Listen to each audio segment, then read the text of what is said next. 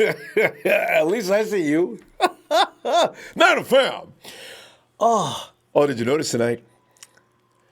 Actually, I was going to tell you a long time ago, I'm actually the spokesman for Revlon Cosmetics, and I didn't put on my lip gloss tonight due to the fact that I have received several complaints. Get out of here with that. I've never put on any lip gloss. God. Fam, I want to also apologize for yesterday. Summertime can be very difficult sometimes. There's always a hot dog or a hamburger or a pizza party going on. I got to admit, I sometimes fall prey and victim to my own selfish, sick needs. It did taste good, though. Fam, we will not miss anything during the regular season, though. And mainly, I will make up every day I miss anyway. Here we are today. Let's talk some 49er football. Hey, do you know this time next week? You hear that beat? That's the beat of the 2019 season. Minutes away. Because you see, this time next week we'll be ecstatic because camp is about to open up. It's about time. Woo! Hey, fam, here's something we can all wrap ourselves around with real quick, okay? Brian Baldinger, or Baldy as he is affectionately known, as is quoted saying, "This is a team that has to go out and win 10 games this year. If they don't, regardless of what Garoppolo does, it's going to be a major disappointment, and heads will roll," as they like to say. Woo. I've been saying all along, and you run into the people like to nitpick and say y'all ain't got this and y'all ain't got that, and this is weak and that's weak, like other teams don't have any of these problems. See, this is why I say, when you look at the overall picture in Santa Clara, good God Almighty, that team is tough. I'm talking, that defense is ridiculous, and we're not even talking about legendary offensive mind and Kyle Shanahan. This is why I know Baldy's right. They've got no business losing more. If the 49ers don't win 10 games, they will have failed. I tell you, let me jump right into the meat of this. We've been talking about this for months before, seriously, and maybe not so seriously at times. But tonight, let's look at this matter, fam. We'll go to the phones, and you can just let it go, man. Because I tell you, first, let me run down how this situation is shaping up at Baldies Mind. What is the minimum number of games the San Francisco 49ers have to win for the 2019 season to be considered a success? Would 8-8 be considered a successful campaign? Would they have to win well over 8 games for fans and the media to be reassured the team is headed in the right direction? Because we could have had 8-8 last year if all them stupid injuries. But injuries are part of the game. I understand that. But they've already made accommodations for that this year, too. That's what I'm pumped about. 49ers haven't reached 8 wins since the 2014 season under then-coach Jim Harbaugh. The team has averaged just 4 wins per season since then. That is pathetic. NFL Network analyst Brian Baldinger joined 95.7 The Game this week and believes the minimum number of victories required this season for the 49ers to not disappoint is 10 games. If that mark is not hit, he believes there could be some repercussions in San Francisco. Baldy is quoted, "This has to be the year that the 49ers compete every week. There's no excuses, and there's no reason. You've got a defense that's gonna back you up this year. You guys like to score points? Then score them. The defense that you got now, they'll stop other teams from scoring. You score 30, game over. Score less than that, it's offense's fault." And that's me. That's not Baldy saying that. Let me get back to Baldy's quote. He says, and I'm not talking about, let's get to 8 wins. No, this is a team that has been building for 3 straight years. Their quarterback is the biggest part of it. This is a team that has to go out and win 10 games this year. If they don't, regardless of what Garoppolo does, it's going to be a major disappointment, and heads will roll. As they like to say, this is a do-or-die year for Garoppolo and for the 49ers, and so I expect 10 wins for this football team this year. And if that's enough to get to the postseason, well, then so be it. But if it isn't, that's where they've got to be.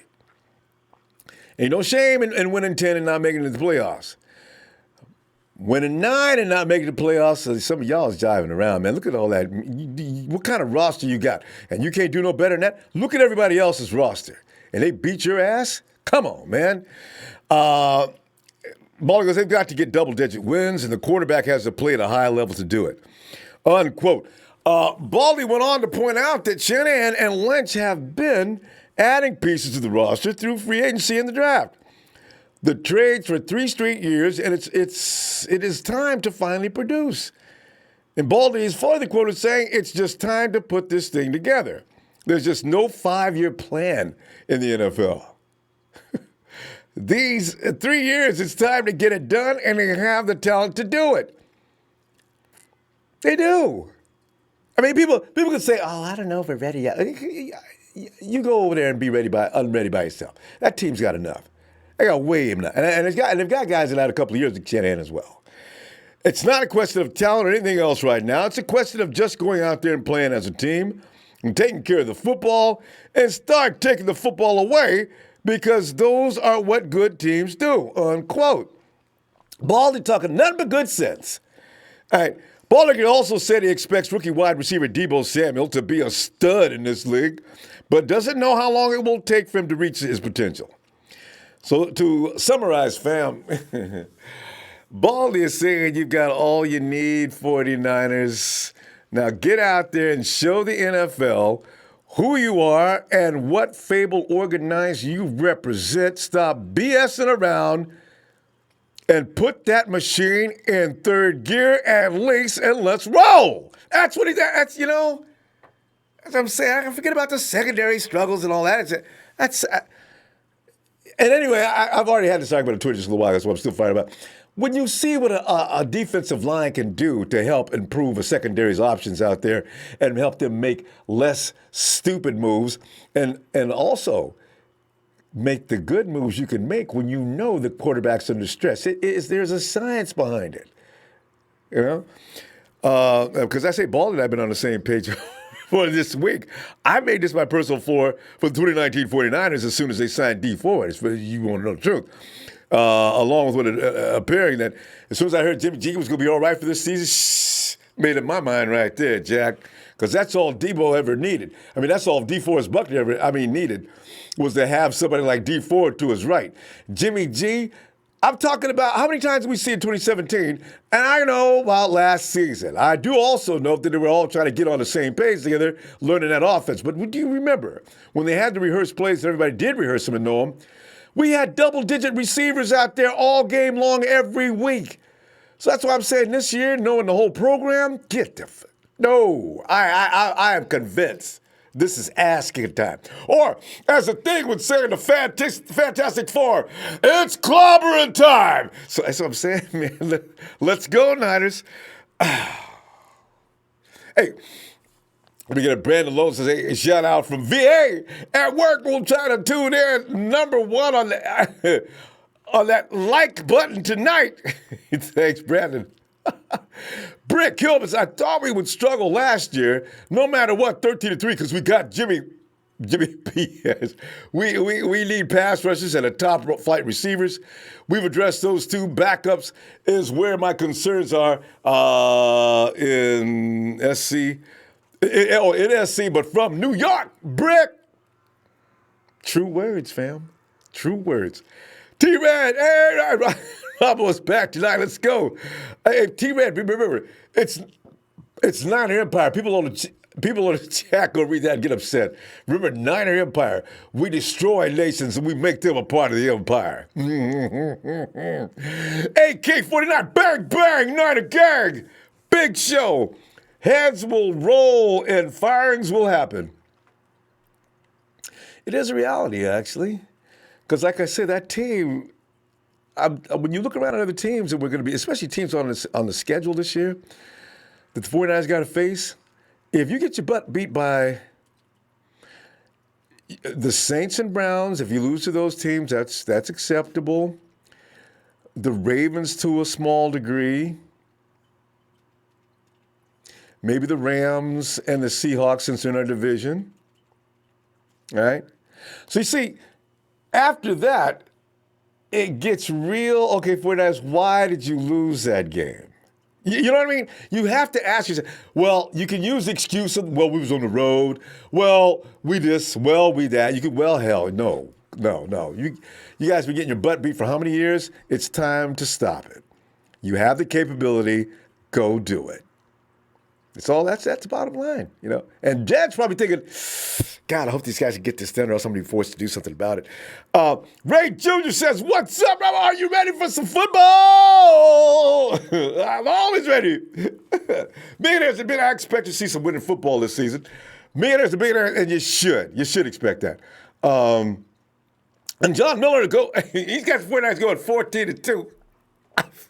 I do find that I love it, but I'm scared of that. Walter Deleuze, hey, appreciate you and all you do for us diehard Niner fans. I really see us taking division and NFL by storm this year. Believe it, baby. Believe it. I do. Gibster, so we are for sure going 10-6 then? Well, you know what? We better. Come on, Niners. You got to be kidding me. NFC West Emphasis. Oh, it's time. It's football time. And Daniel Andre says, what up, Empire? It's Whip It Out Wednesday. I've never heard that one. I like that. Music Street. Lit is all Music Street has to say about our defense. We finally got that Cali swag back about us. J.D. Watsonville High School. What's up, guys? What's up, J.D.? Taco 7079 at North Bay. And Fogmaster 1990. 49ers need to win at least 8 games if everyone is relatively healthy. Fogmaster, you can take that somewhere else, man. Ain't nobody talking about no 8 games. That would be weak. Talking Man 78. And by the way, for those who insist on us only winning 8 games, tell me about the 8 teams. If you do get all tonight, point out to me the 8 teams that are capable of beating the 49ers. I really want to know. Talking Man 78, smash that like for the fam. Ronbo, thanks, Talking Man. Jay Anderson, what up from Richmond, VA? Repping Niners for life. I'll call him Run Man Hammer. I like that. I kind of like that even better, Rod. That chapstick be popping sometimes. Yeah, you know, it just when you talk about the lips do get dry and it gets crazy. Mr. Robot said, hey, maybe he's born with it. Thanks, Mr. Robot. Some people just got that kind of crazy looking mouth. I'm gonna start wearing a mask. Jeff Taz says Tom Tolbert and Brent Jones have 49ers going over 8 games. I mean, it's easy to see. And the current Super Bowl odds have gone down from 50 to 1 to 37 to 1 and are better odds than Jaguars and Panthers. Look at this team. What if Bosa turns out to be a beast? And the potential for that is very high. What the hell an offense go do? You know, and Jay Russ says, Ron, that summer heat dried them things. You know what I mean? It's the black man curse, man. If the lips is too big and rubbery, they tend to dry out faster. And I ain't doing no collagen. I'm doing to draw some of that stuff out of there. How do we get into a cosmetic conversation? Started this, man. People gonna start questioning us. No, they gonna start questioning you. They'll never question me. I'm gonna continue. I'll get back to you on that. Phil, guy, we got Phil first tonight. Phil. Hey, Ronbo. Phil, man, I'm telling you right now, I'm first, huh? Yes, you are. And, all right. So first of all, I want to start with something. Okay. I was waiting for your call yesterday because I was steaming because of an article on NFL.com that had Kyle Shanahan listed as number 23 of the coaches in the league. And they didn't even count the 6 new coaches. So that means they only put 2 coaches worse than Kyle. I'm telling you. Did you notice what Colin Cowherd said about all of that? Yes, I did. That's where I saw it on Colin's show. Well, Cowherd straightened that but right I'm up. telling you, the Empire needs to start taking names. Wait till we win 11 11 and 12 games and then inundate these people with tweets and emails and everything else and tell them how bad they are. Mm-hmm. I am just fuming. Kyle Shanahan, 23rd? Hello. He's top 10 at least. You know, and this is why Kyle had pointed out, you know, here's a guy that hasn't had the personnel needed to win any games, and they still say, and the games he won, he probably shouldn't have. And other coaches would have gotten wiped out. Shanahan still found a way to keep it close, and he won a few. See, but that doesn't matter. It's not horseshoes, Phil. And this is why, until we come up with a record, the insults, the everything you could think of that just pisses you off is going to continue until we get it done. That's the bottom line. I understand that. But that's why I'm saying we need to take names. And at the end of this year, because I know we're going to win at least 11 games. Oh, man. Well, we better we're win 10. We're going to have our ability to talk some trash. I know, right? And the Empire needs to come out and talk some serious trash. I can't wait. I can't wait either. Oh, God. It's been such a long time. Because I used to be the worst trash talker on the planet. And all of a sudden I had to hush after 2014. My God. Well, I still tried. But still, we got backed up, didn't we?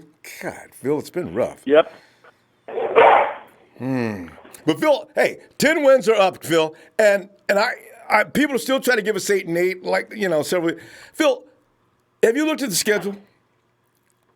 Several times, probably, right? What's that? Phil?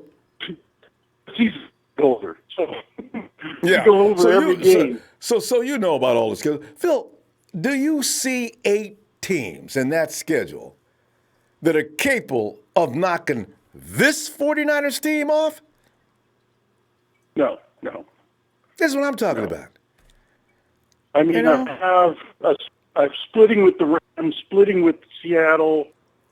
Even if you split splitting division. with Cleveland and Pittsburgh, and losing to New Orleans. Those are my losses. Mm-hmm.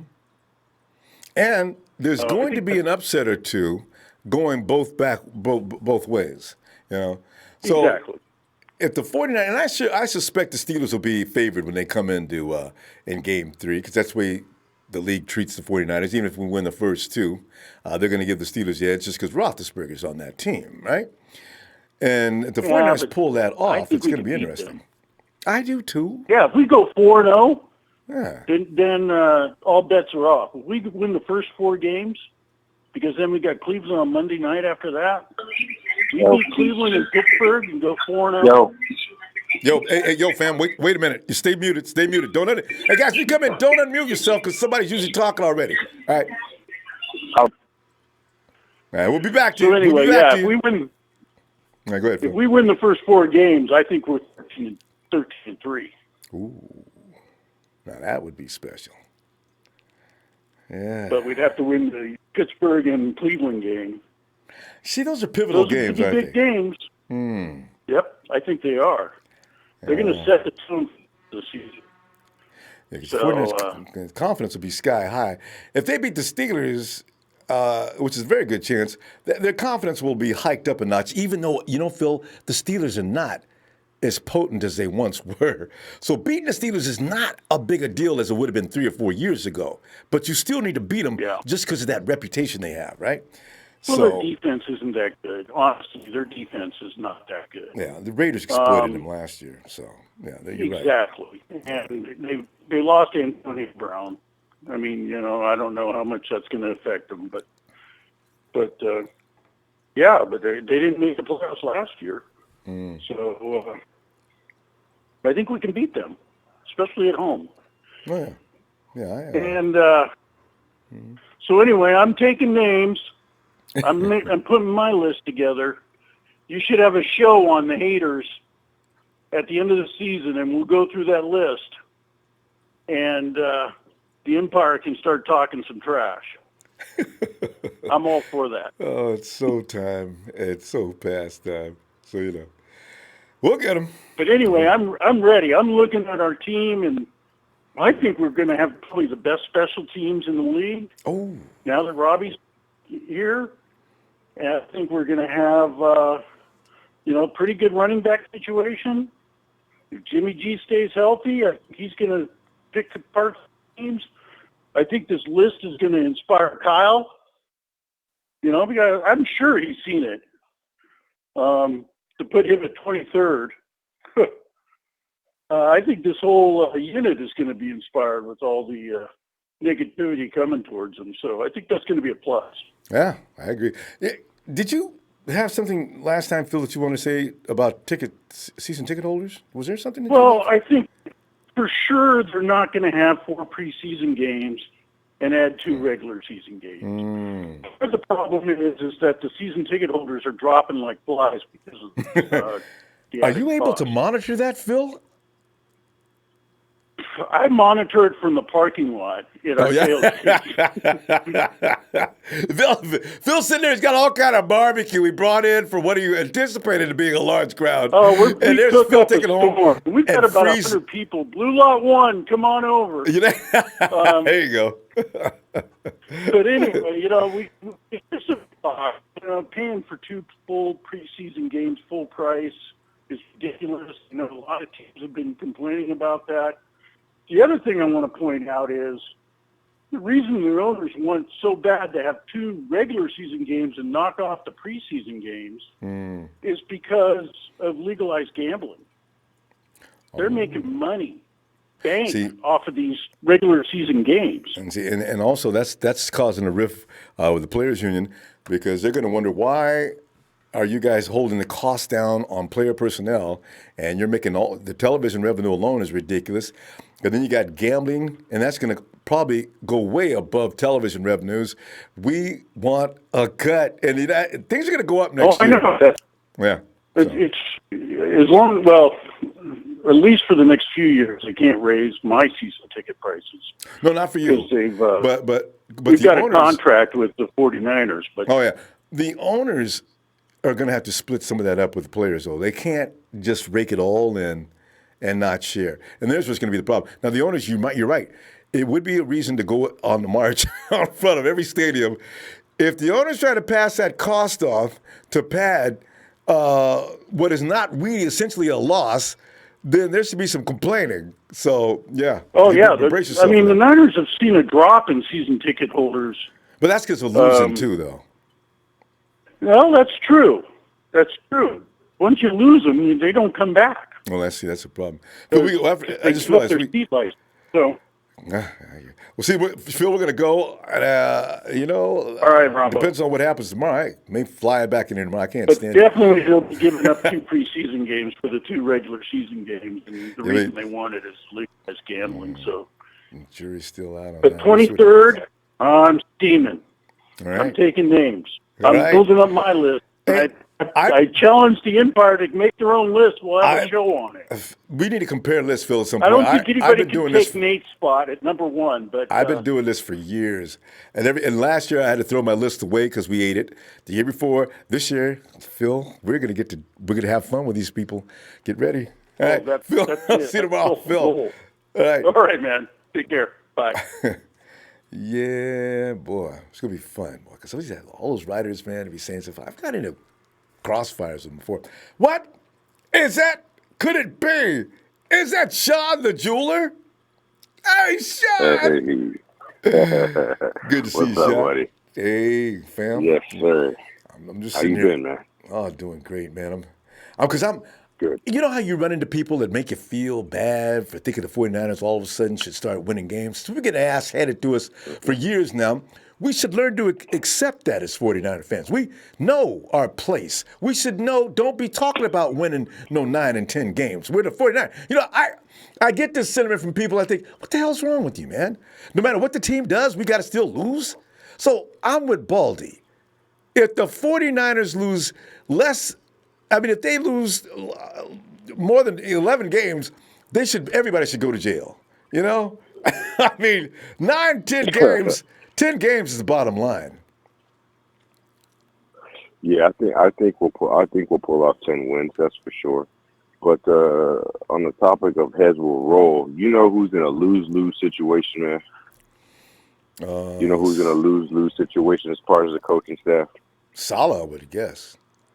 Yeah, I mean, look, if our D does perform like the way it's supposed to, he's out. If our D is playing lights out, it's because we got Woods that can serve. You know what I mean? So he's in a lose-lose situation, man. So I'm Who would you promote? it's interesting to see. I mean, because between Kasurek and Woods. I definitely wouldn't promote Woods. I could tell you that right now. Yeah, I know how you feel about Woods. You yeah, told us about Woods a long time ago. Yeah, I mean, they say he's a good communicator, and they say he knows how to get along with the players, and he knows how to speak to them and all that stuff. But Woods, just as far as a defensive coordinator for what we're trying to do, Joe Woods ain't the guy. Now, I'm not saying that he's not a good coach. I just don't feel like he's the guy for us to be a defensive coordinator. You know what I mean? Like he's not it. But hey, on another note, man, my father has always taken me to Niner games as a kid, and he was always a Redskins fan, right? He's never been to a nice home. Dad. He's never been to a home Skins game.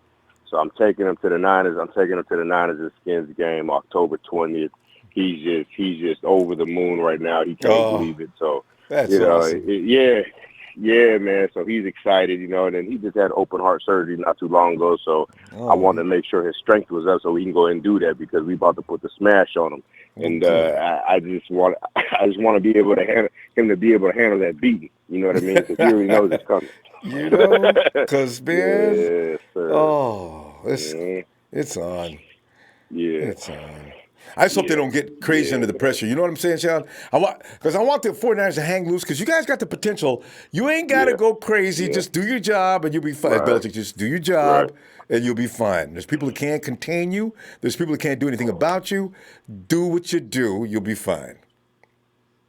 We're gonna be okay as long as it should. And you hit the nail right on the head, man. As long as we're not playing desperate, we're gonna be just fine. As long as these guys don't feel like they have to sacrifice the team so they can show that they belong on the team. Okay, you're on the team. Go out there, do what you've been doing since you was a little kid, man, and ball out. Have fun with it. You know what I mean? Because that's the emotions with the team right now, man. A lot of these guys, man, they're gelling real nice, man. So just go out there and have fun and get it done, man. Because things are gonna roll the right way. Just don't play desperate. If we play desperate, you seen what happened last year. Yeah, you know what I mean. Mistakes. You seen it. Yeah, exactly. So these guys used to go out there and just ball out and man. And Sean, remember that touchdown, Jimmy G, Vikings opening game. You never see George Kittle drop passes like that. He was wide open. Right. They were never going to catch him. Right. Boom, right through the fingers. What? Right. And there's what. And there's gonna be some of that with Deebo Samuel. Okay, there's gonna be some of that. I mean, let's just look, man. It's gonna be he's gonna have his rookie mistakes. We're all real high on him. I'm so glad that we have him, but let's not get like we do on so many other players when they make a mistake. We all of a sudden he's a bust. Yeah, so the B word. One drop, bust. Yeah. So he's gonna make mistakes. Jalen's gonna make mistakes. Yeah. Bosa's gonna make a few mistakes just because he plays so aggressive. You know what I mean? So he wants to make sure to keep up with the family name. I feel you on that. Exactly. I work Nick. Just be Nick. That's all you got to do. Right. See. Right. Just go out there and just do what you've been doing your whole life, man. That's all. And but as far as this other bullshit, Kyle Shanahan ain't going nowhere. If anything, it'll be Salah, then it'll be Lynch, and then maybe talk about Kyle Shanahan, but he'll get a whole new GM and a whole new defensive coordinator before that shit even happens. You know what I mean? So the guy's talking that shit about Kyle Shanahan and, where he's on the hot seat and all this other shit. It ain't happening, man. No, it's not happening. We got one of the best offensive minds in football. He's going to be with us for a long, long time. Don't you worry. Yeah. And Jed's not stupid. You don't start, a team comes in, they don't even, all they got is a mixing bowl. They ain't got no ingredients. How you going to bake a cake and you ain't got nothing to put in it? Right. You had to give a couple of years to get that thing up and rolling. Right. They did. 100%. So, yeah. It's going to be all right. But, man, I'm gonna jump up off here, man. I got to get back to work, so I'll get with y'all, man. All right, Sean. We appreciate you getting in here, fam. Always great to hear from you, fam. Yeah, man. I just it's crazy, man. I'm building a new business, so I mean, I remember you talking about 5 that. in the morning to it's underway, good huh? too, man. I'm just yeah, man. Just I'm blessed, man. I can't no complaints, man. I'm just rolling with it, and good things are happening, man. So Good. I appreciate you, man. I'll get with you. Hey, thanks, Sean, and appreciate you, fam. See you later, All right, then. man. All right. Yes, sir. All There's right. Sean building a new empire. Hey, and let's get another player partner. Hey, Will. Rombo. What's up, player partner, man? Will, man, we talking our language now, fam, because we talking about winning 10 games. Anything less than 10 games, looking at who we playing this year, come on now. Come on, man. Ain't nobody out Rombo. there because whoop the 49ers no 8 times, no 9 times. No way. You know what I'm Rombo. saying? Yeah. Man, look, I'm just gonna tell you like this, bro. My brother, look, man, I'm numb to all this talking. I'm so done with it. Like it's just whenever I hear people talking about 49 going 8-8, 9-7, it just all that bullshit crap, man. It just I'm numb to it. I'm just tired of it. I don't wash my hands with it. If that's what they think, that's what they think. I didn't wash my hands with it. I'm done. But in reality, man, these folks are just sticking. They don't want to be wrong. They just want to stick to what they know because of the past 2 seasons. They are scared to admit that we're gonna rise again. They don't want to admit it. That it's a better team. It just acknowledge the fact that the team has changed. This is not the 2017 season. Chip Kelly's gone. We don't have Brian Hoyer at the quarterback. Acknowledge the changes and stop saying they don't make any difference. That's what burns me up. God. Man, the only person that's been in this media business for a long time is Peter King. Peter King went on sports radio and said that the 49ers will make it to the playoffs. He said the only way the 49ers will not make it to the playoffs is Jimmy Garoppolo stepped on a banana and slipped and hurt himself. my favorite cartoon. Will, just to jump off a second, have you ever stepped on a banana peel, flew up with your feet all up in there and everything hit the ground? No, that never happened to me. But I heard it happen to a few people. I really used to. But yeah, I'm just, man, it just, look, I just can't see us having another losing season, man. Listen, Rumble, man. Everybody knows that this team had no needs that we needed the past 2 seasons. Mm-hmm. We lost most of our games under 8 points, and now that we got the needs that we need now, we should get over the hump. I don't see why these folks instead of saying what they saying, they acting like we got enough money to get every Pro Bowler to come on the 49er squad. It don't work like that. And is it necessary? What do they want us to do? What do they want us to do? I'm just saying, look, man, worst case scenario, I tell you right now, if the 49ers do not do good this year, I'm telling you, folks are getting kicked out that bitch. I'm telling you right now.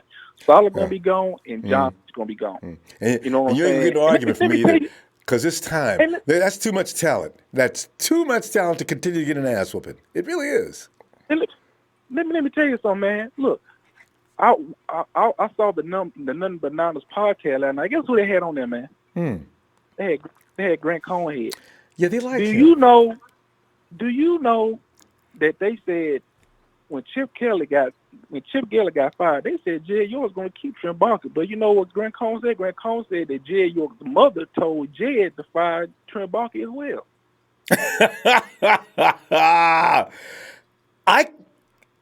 I could believe that. Because now, I'm telling Trent's you, been a problem since 2014, should have been fired that year, and the 49ers continued, and maybe it was Jed, because him and Trent were good buddies, and they kept on going with that until Jed finally says, okay, Trent, that's I'm telling you, there's too much talent on this team for the 49ers to continue to lose games. It's like I said before, it's too much sugar in the Kool-Aid for it not to be sweet, man. It really is. I'm telling you. Man. John Lynch and Kyle addressed the issues, man. Now all we gotta go. It's up to Jimmy G to go out there and prove to everybody saying that he's not. And he's putting in the work. So there shouldn't be no excuses. There should be no excuses for this team this year. It shouldn't be no excuses for no player this year. Everybody's going to be full go, come in training camp. Everybody needs to stay healthy and go out there and prove to everybody that they're wrong. Because we see us 49ers fans, we see it. It's some Niners fans that don't see it. They blind. But I see it. You see it. All the other guys on the chat see it, man. We see, even Jerry Fresh sees it, man. Man, we see it, man. We Jerry see this Fresh, team going up, man. He knows what he's doing. Man, So I'm telling you, yeah, man. I be watching. Shout out to Jerry Fresh. I be watching the podcast, man. The dude makes my brother makes so much sense. don't he? And he rattles it off. Man, he tells the gospel No hesitation. Truth. He tells the gospel truth, man. I wish more people like him to see it that way. I damn sure see it that way. But You'll see his name. You, man. You'll see his name. It's Jerry Fresh. Click it, takes you right to his channel, and check out Jerry. I'm telling you, man. Hey, man, one more thing before I go, because I know you got to call waiting, little man. Colin Cowherd, NFL.com didn't make that list. Somebody from NFL.com made that list. And you know who it is? The same man that always takes Tom Brady to the bathroom to give him some. Elliot Harrison made that list. I bet you're right. Colin Cowherd called him out on this show and said, "Are you kidding me? Kyle Shanahan at number 23. Are you kidding me, man?" Elliot Harrison is just going off previous seasons of how good teams are. He don't focus on now. He focuses on the past. That's the only way he'll prove that he's right, by just going stuff on the past. He trashed us last week with ain't no way with the quarterbacks. You that's know, all the false. Yeah, man, that's false, man. Kyle Shanahan is not no number 23 coach. He's not. He should be in the top 10. Matter of fact, he should be in the top 5. Ain't no way, man. The only reason he got that man down there was because of the bullshit players that he inherited when Trent Baalke and them left. We still got to remember, Trent Baalke destroyed his team and left Kyle Shanahan and John with these players, man. They had to get rid of all these Trent Baalke guys. He only got one piece of cancer left on that team. That's J-Dub. That's J-Dub. I go up with that, but I will say he left the team in turmoil, and then these two guys that come in, start from scratch, and try to build a team, and getting mad at the team, or getting mad at Lynch and Shanahan in the first 2 seasons Jed was never going to have that, you know. Ronbo, this is what I'm saying. Let me give you a comparison, man. Jim Harbaugh and Trent Baalke.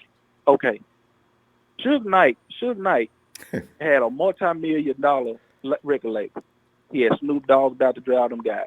Yeah, Suge Knight was a bully. There were rumors about him beating guys up in his office and having people beat. But you know what? He was a bully, but they made so much money. They turned into a multi-million-dollar record label.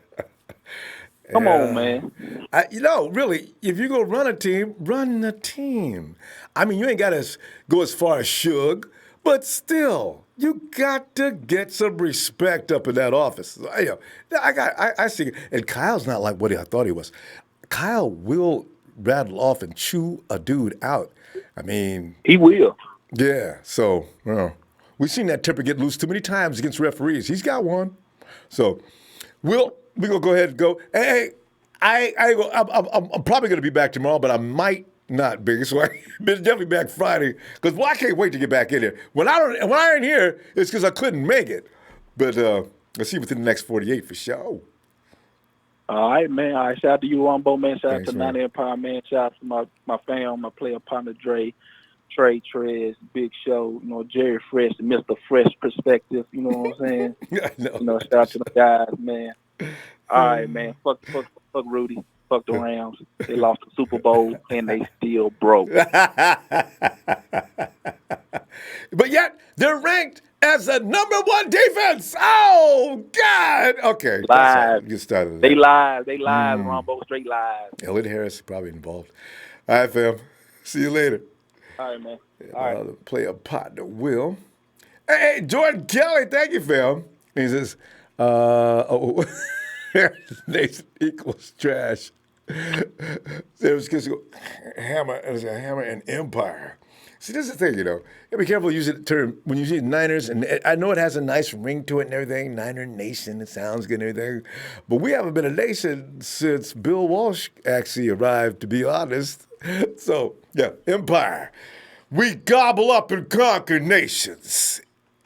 Well, we used to. We're going to do it again, starting now. Now, Linwood knows. Linwood. What's up, Ron Bleezy? Linwood, man, I'm saying, for those of us who have been in the closet and scared to talk to people about how many games we're going to win, because you know, there's a lot of guys out there saying 8-8 and 7-9 amongst our brethren. Even still, they don't see any changes, nothing to get alarmed about. Adding D Ford and Buckner in the middle with experience and having Nick Bosa on the side. Adding Quan Alexander to Fred Warner, who's probably going to be a Pro Bowler for years to come. These things don't matter. We're 49ers. Our place is in the back. We should be winning. We're lucky to win 7 and 8 games. You know, even though we got Jimmy Garoppolo, so what? He hasn't had enough reps yet. You know, you got George Kittle, one of the best tight ends in the league. So what? We're the 49ers. We're supposed to lose. So, you know, I loved when Baldy came out and said, listen, that team loses less than, that team doesn't win 10 games, somebody needs to get fired. And God, there's a perspective I can read to. Yes! Linwood, I know you feel better about this than I do. Go ahead. I'm done. I get so excited over this matter. Me too, brother. You know what? I'm gonna let my little pet squirrel speak for me.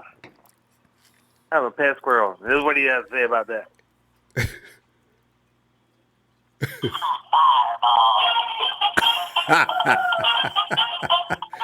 He can dance and sing. I love a pet squirrel can dance and sing. I'm a fireball. Linwood, you know, the thing is, I want to know, Linwood, how many teams? The Saints are going to be badass. The Browns, I hate to admit it, are going to be badass. The Rams could be a pain in the butt. I need to see them, what they look like. But I don't see anything less than a split with them. I'm tired of people going on and on about the Hawks. Linwood, I really do think it's possible to sweep them this year. I really do. I don't want to hear about the Cardinals. The 49ers have no business losing but 1 or 2 games in a division period. You know what I'm saying? So from there on. Yep, I agree. I agree with you 24/7. As always. As always, because, I mean, you look at the schedule. I mean, we need to come out of the gates rolling. We need to win 8 out of 10. Yeah. We need to be 10-2 come down to our last 6 games. Because our last 6 competitors are all pretty much could be playoff teams. Yeah. Yep. And we need to split with them to be 11 and 5 or 10 and 6. That's how it really breaks down. Oh, yeah. And at some point, if the 49ers, like you say, start off by winning those first games like that, their confidence will be high, and also that'll mean that they are in sync. See, that's once they build that confidence up and they believe completely in themselves, and Kyle says they're already running around there now with an attitude like they know what they're capable of, that's when, look out. Absolutely. And it all boils down once again, year in and year out, to our defense. Kyle Shanahan kept every single game in competition last year with everything he had to do, going all the way down to Nick as our quarterback, even when he had everybody else. And a close sorry defense. Games. Exactly. And we still kept it close. Yep. I mean, every single game was competitive. Every game. We had, two blowouts? Yep. Rams and Seahawks beat hell out of us. We got to go back and get that. Yep. But we came back and whooped that ass. Yep. Yeah, but we came back and whooped that ass with some help. Yeah, so. And almost beat the Rams the second competitive. Time. Yeah. Exactly. So we're competitive in every single game with all those other players and not all the talent that we have right now. Our defense got really stacked, and Jimmy got some really new weapons. We're getting the stable for the running back. And there's a concern about that. But you know what? even if There's no Debo is concern to not me ready. because of next man up. To me, I'm looking at it as this next man up. They're all good. They've all been through the system. Think about it. Breda, Mostert, all them went through the system last year, so they got their touches, and they know what it takes. And Think about them. Says anything about people. We ain't got no number one wide receiver. Man, look, dude, listen. How many times you see the ball distributed around the field? Kyle's going to go after the weakest link on the other team. Who would you say is like the weakest? If Garrett Selleck is on the field, if he's got a fish, Kyle's going to direct Jimmy toward him. It's not about the number one receiver. Ain't nobody going to no number one receiver all day.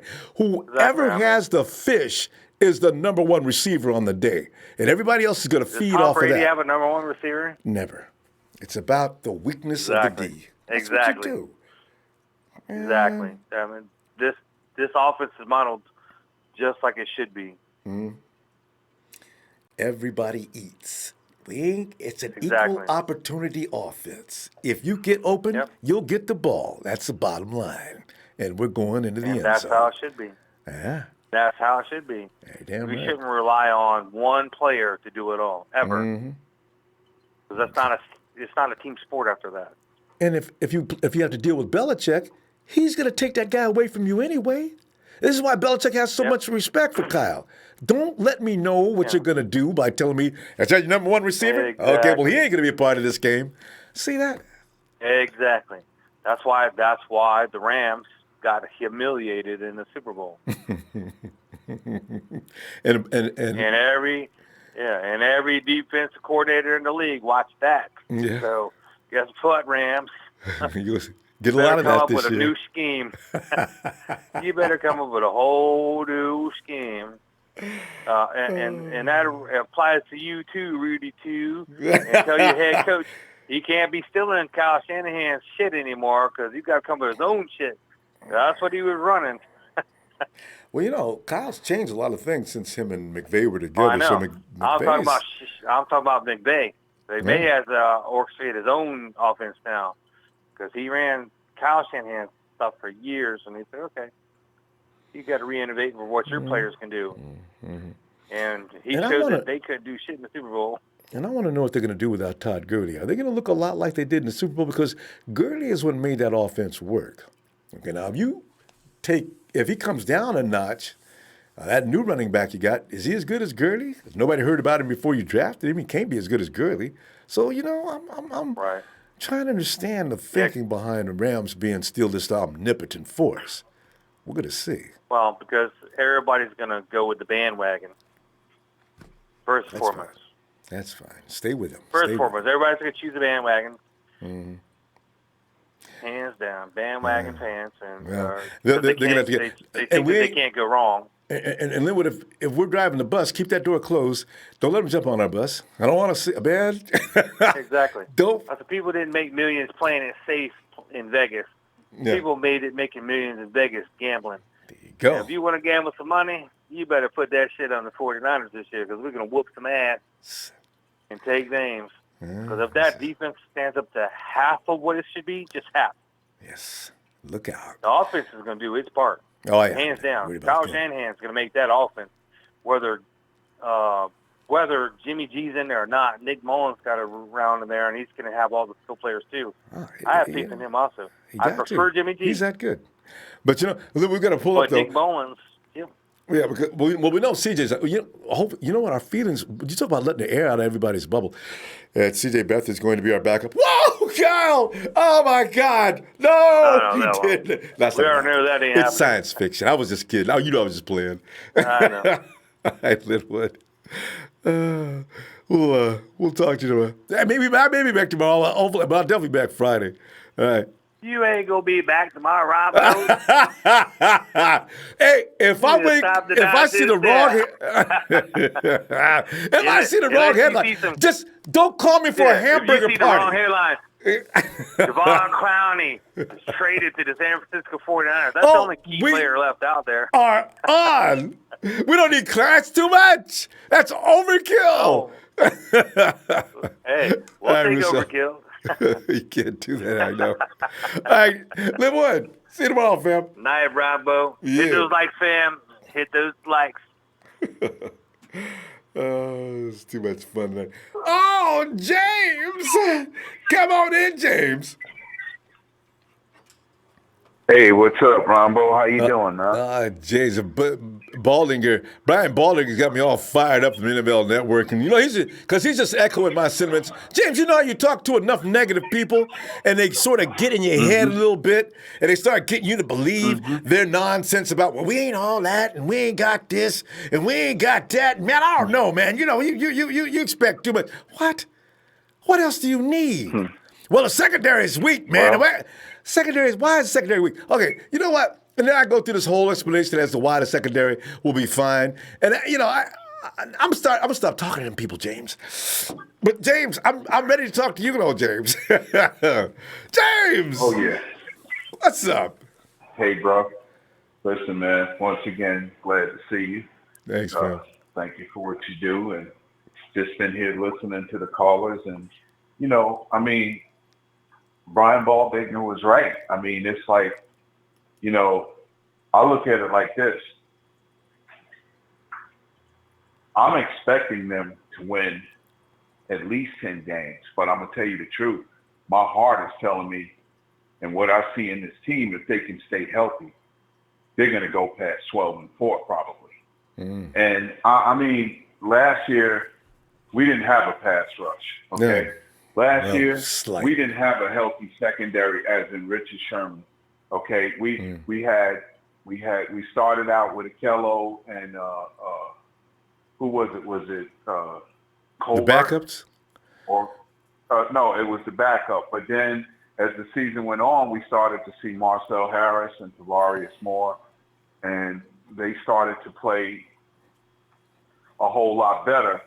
But at the end of the day, it was some of them same old characters, as in Greg Maiden, and guys like that. Man, you're not going to win any games with them, And at the end of the day, it's like now we've got a unit that can play football. We have a unit that have players that are fit for that ideal type of scheme that we're going to run, okay? Which is the wide nine, which is basically also a cover six from the Sam linebacker moving to the will side.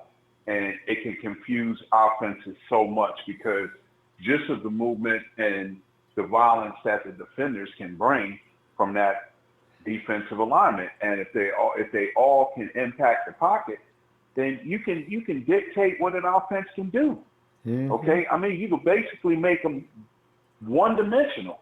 Okay? And basically you've got a quarterback running for his life, and I've been saying this. And I do believe that I may be really right in simply that defensive line.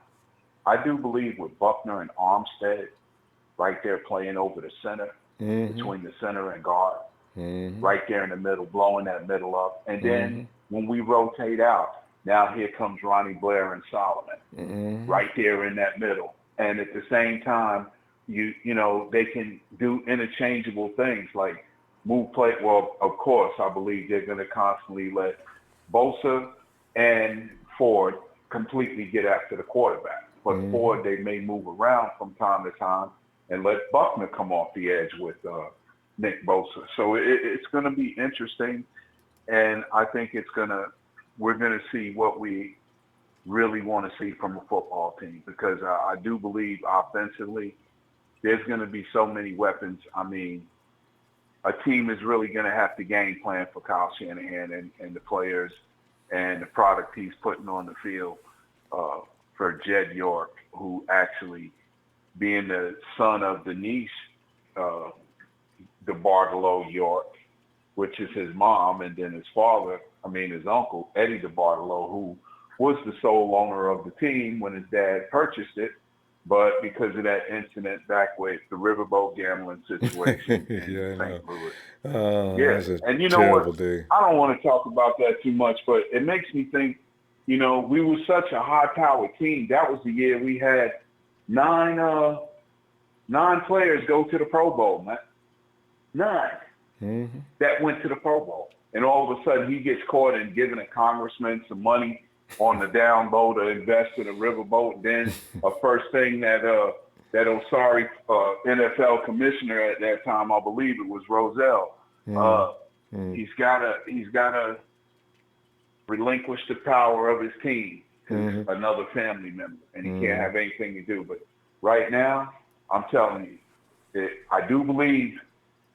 I'm gonna tell you like this. I hope and pray by the will of God that we get to 4-0, and I'm gonna tell you something.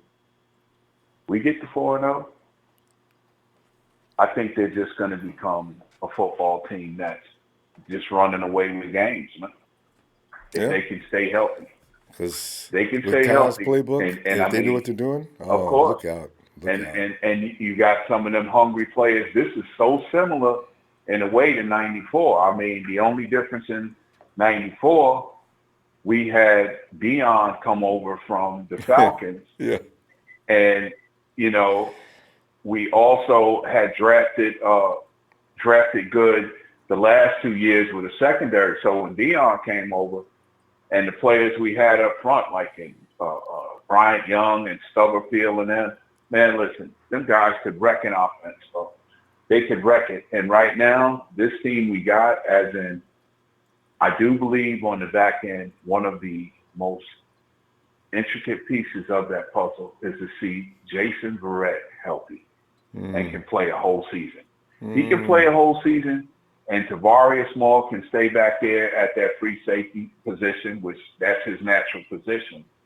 I'm going to tell you, I think that we're going to shock some people. We really are, because I do believe Garoppolo's got something to prove. You know, you got these young quarterbacks that come out college, they spend 1 year in the league, and, you know, they're coming out, quote unquote, the next big thing for the next 18 years or whatever.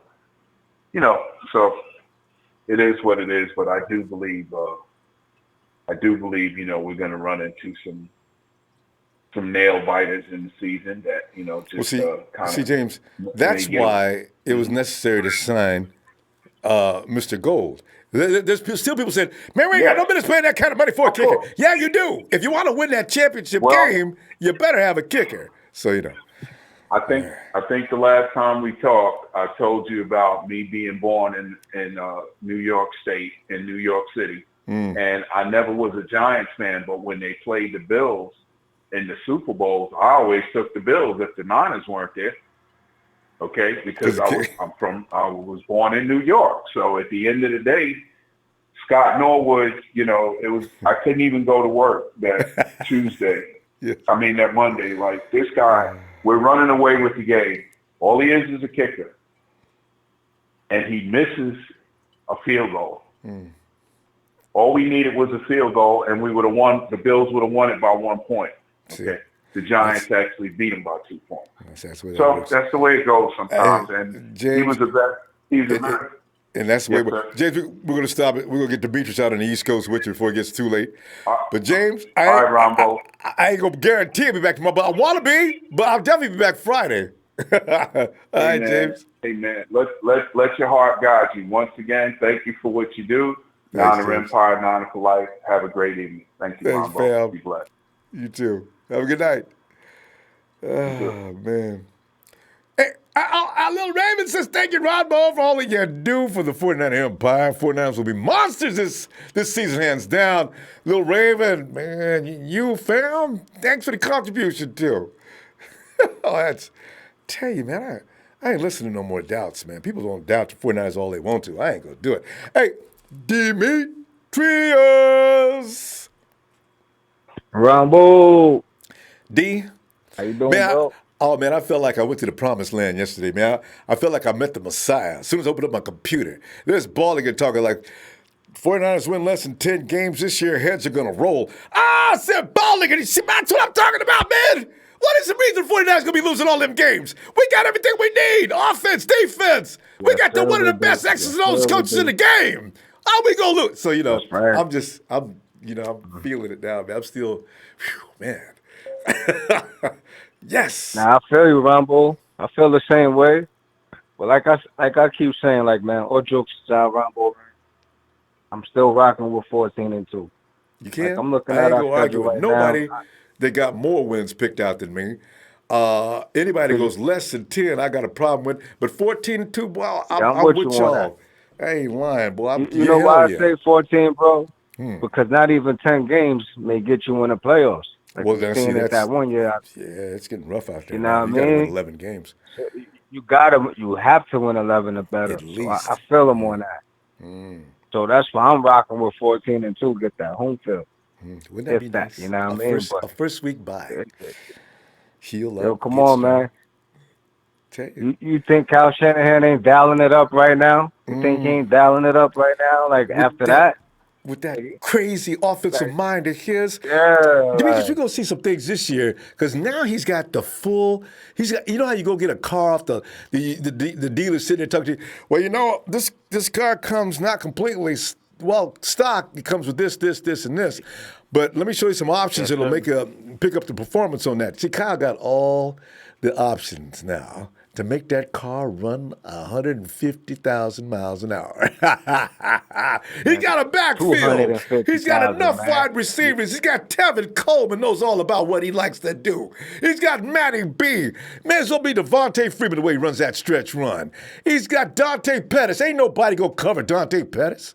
You got Marquise Goodwin to He's take the gonna top go off. I got down, the man. best tight end of football. Let me calm down, Yes, Demetrius. sir. I'm sorry. Let me go Can't ahead. wait. Yo, Ronbo, you get me amped up because this shit got me heated, bro. Because if you look at it, man, like it's a disrespect to Kyle Shanahan. Like it's a They do. copycat league. Like, you know what I'm 23. saying? Like this dude, the Los Angeles Rams coach McVay, he's taking his style and he's trying to tweak it, do shit his way, and it ain't working out for him. Look at the Super Bowl. Shit ain't work out. You know why? Because it wasn't Kyle Shanahan that goddamn it. That's how I feel about it. Tell But you, I you just think right. though, I just think like they tweaking his shit and trying to make it their own shit, and it's not working because it's not him. It's not So him. we got everything in place. So that's why I'm so heated with the league because half the league taking their shit and running with it, just like the And AFC. and ranking Half our of them boy was taking the Winkling 23. shit. Yeah, that's crazy. And so they trying to like kind of blackball us like shit, like we really a shitty team. We the 49ers, man. We got 5 rings, man.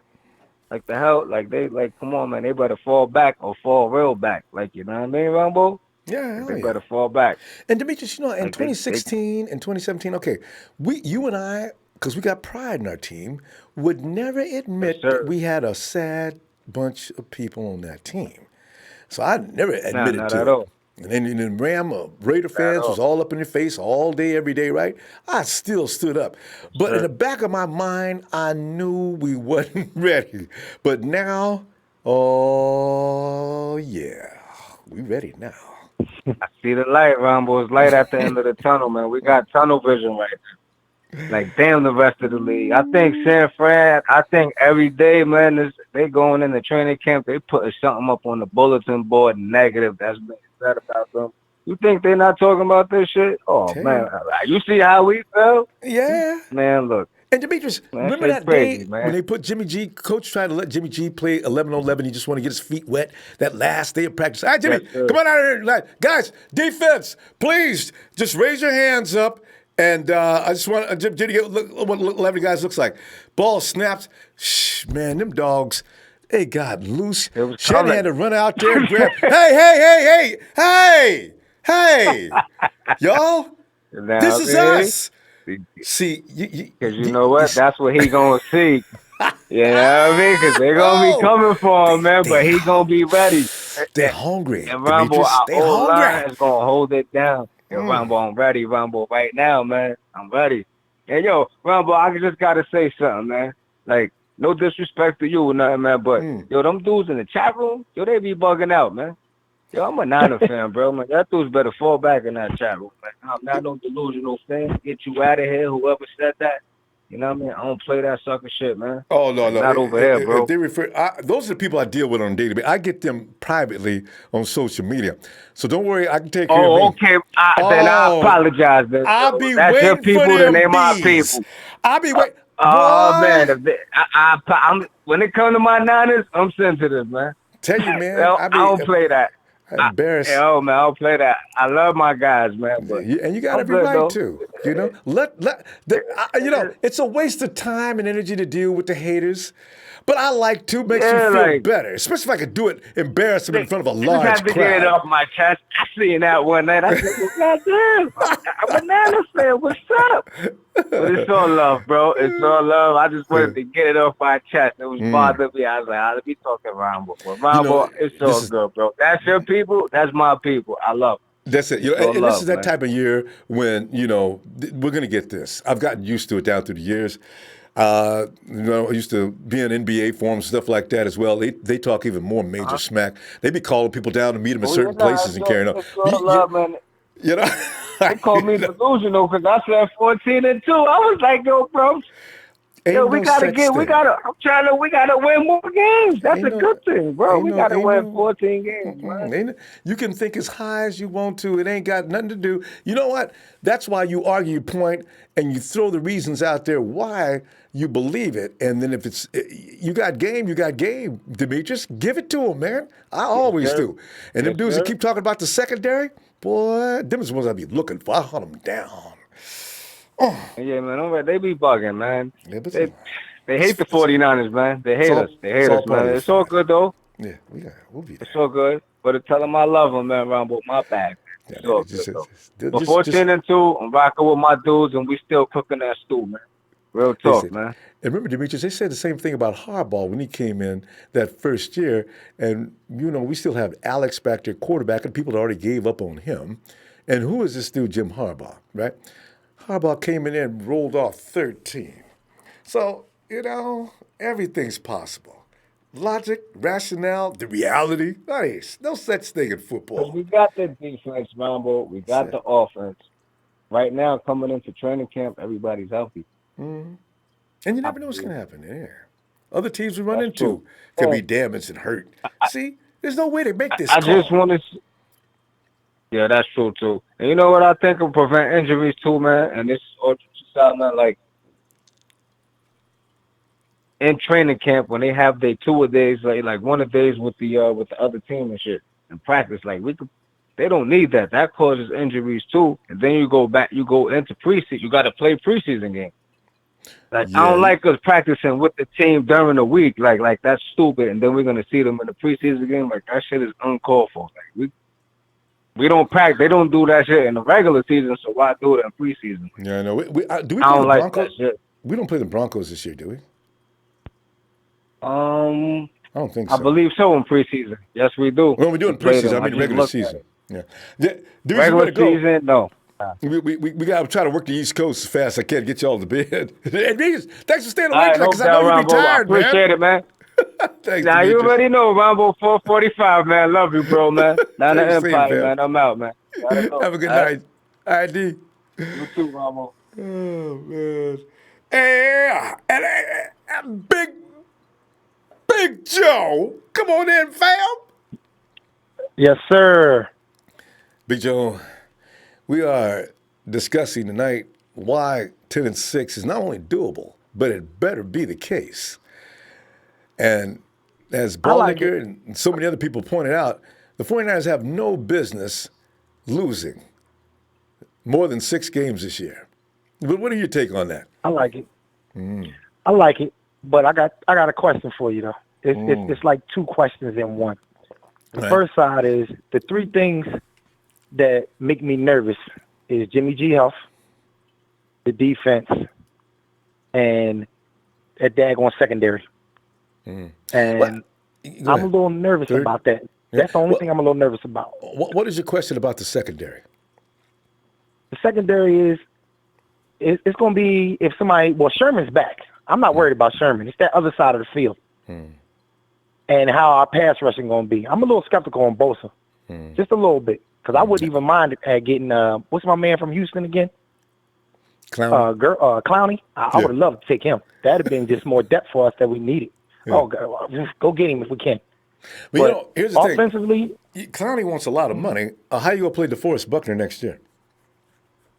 Yeah, he's going to kill this year. They did the wrong thing by giving Ford and Bosa to our team.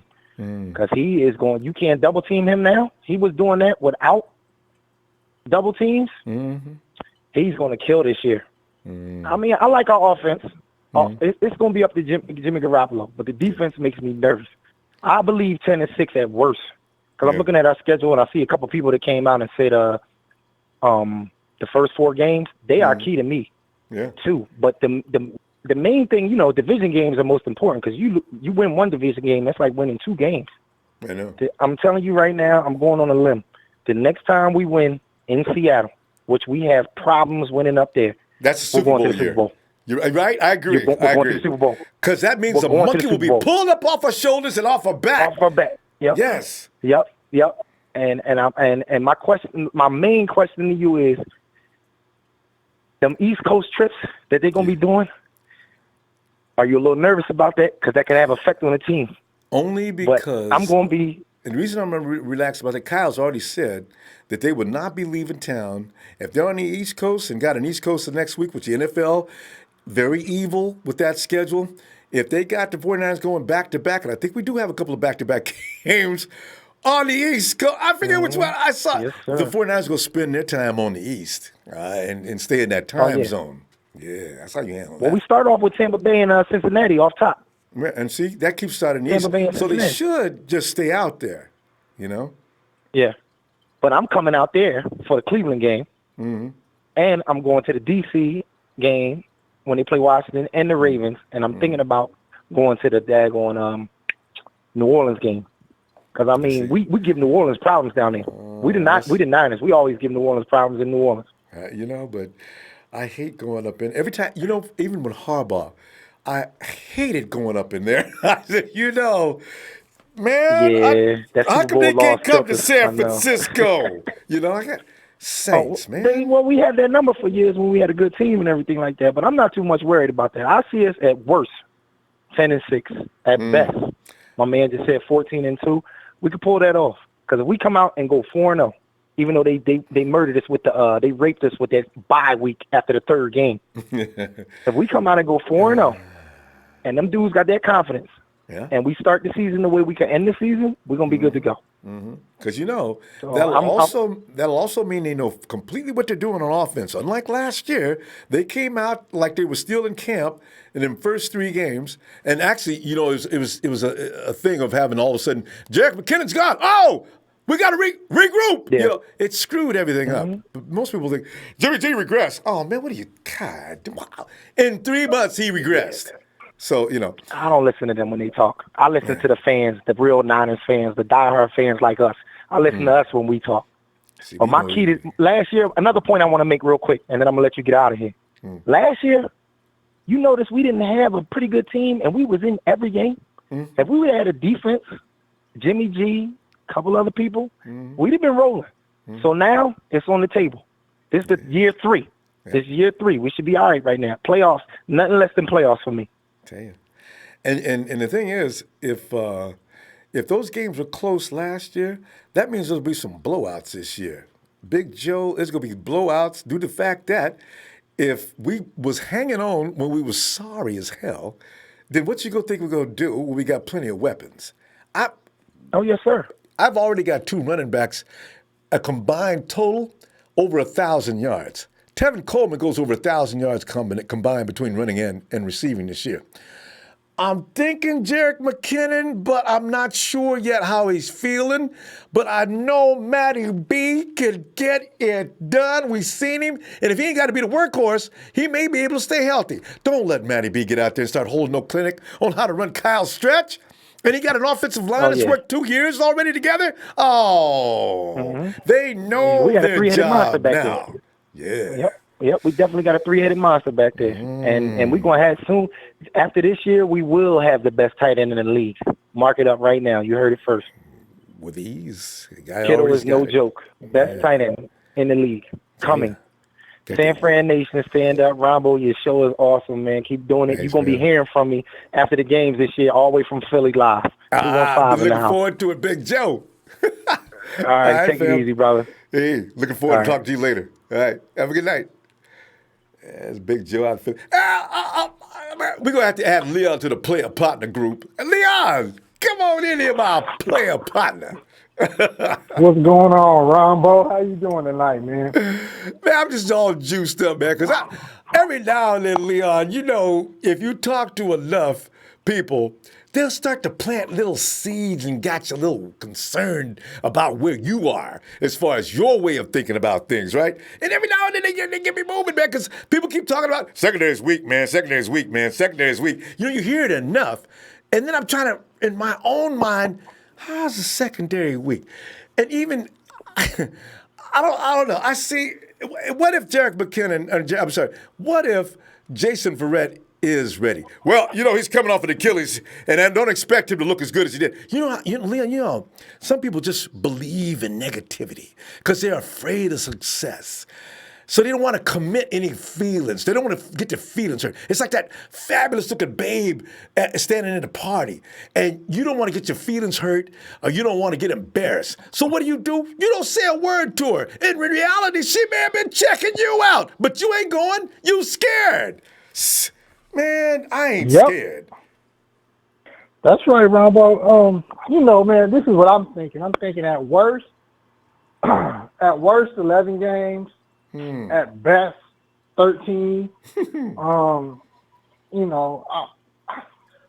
far as everybody saying, "Oh, what about health? What about this?"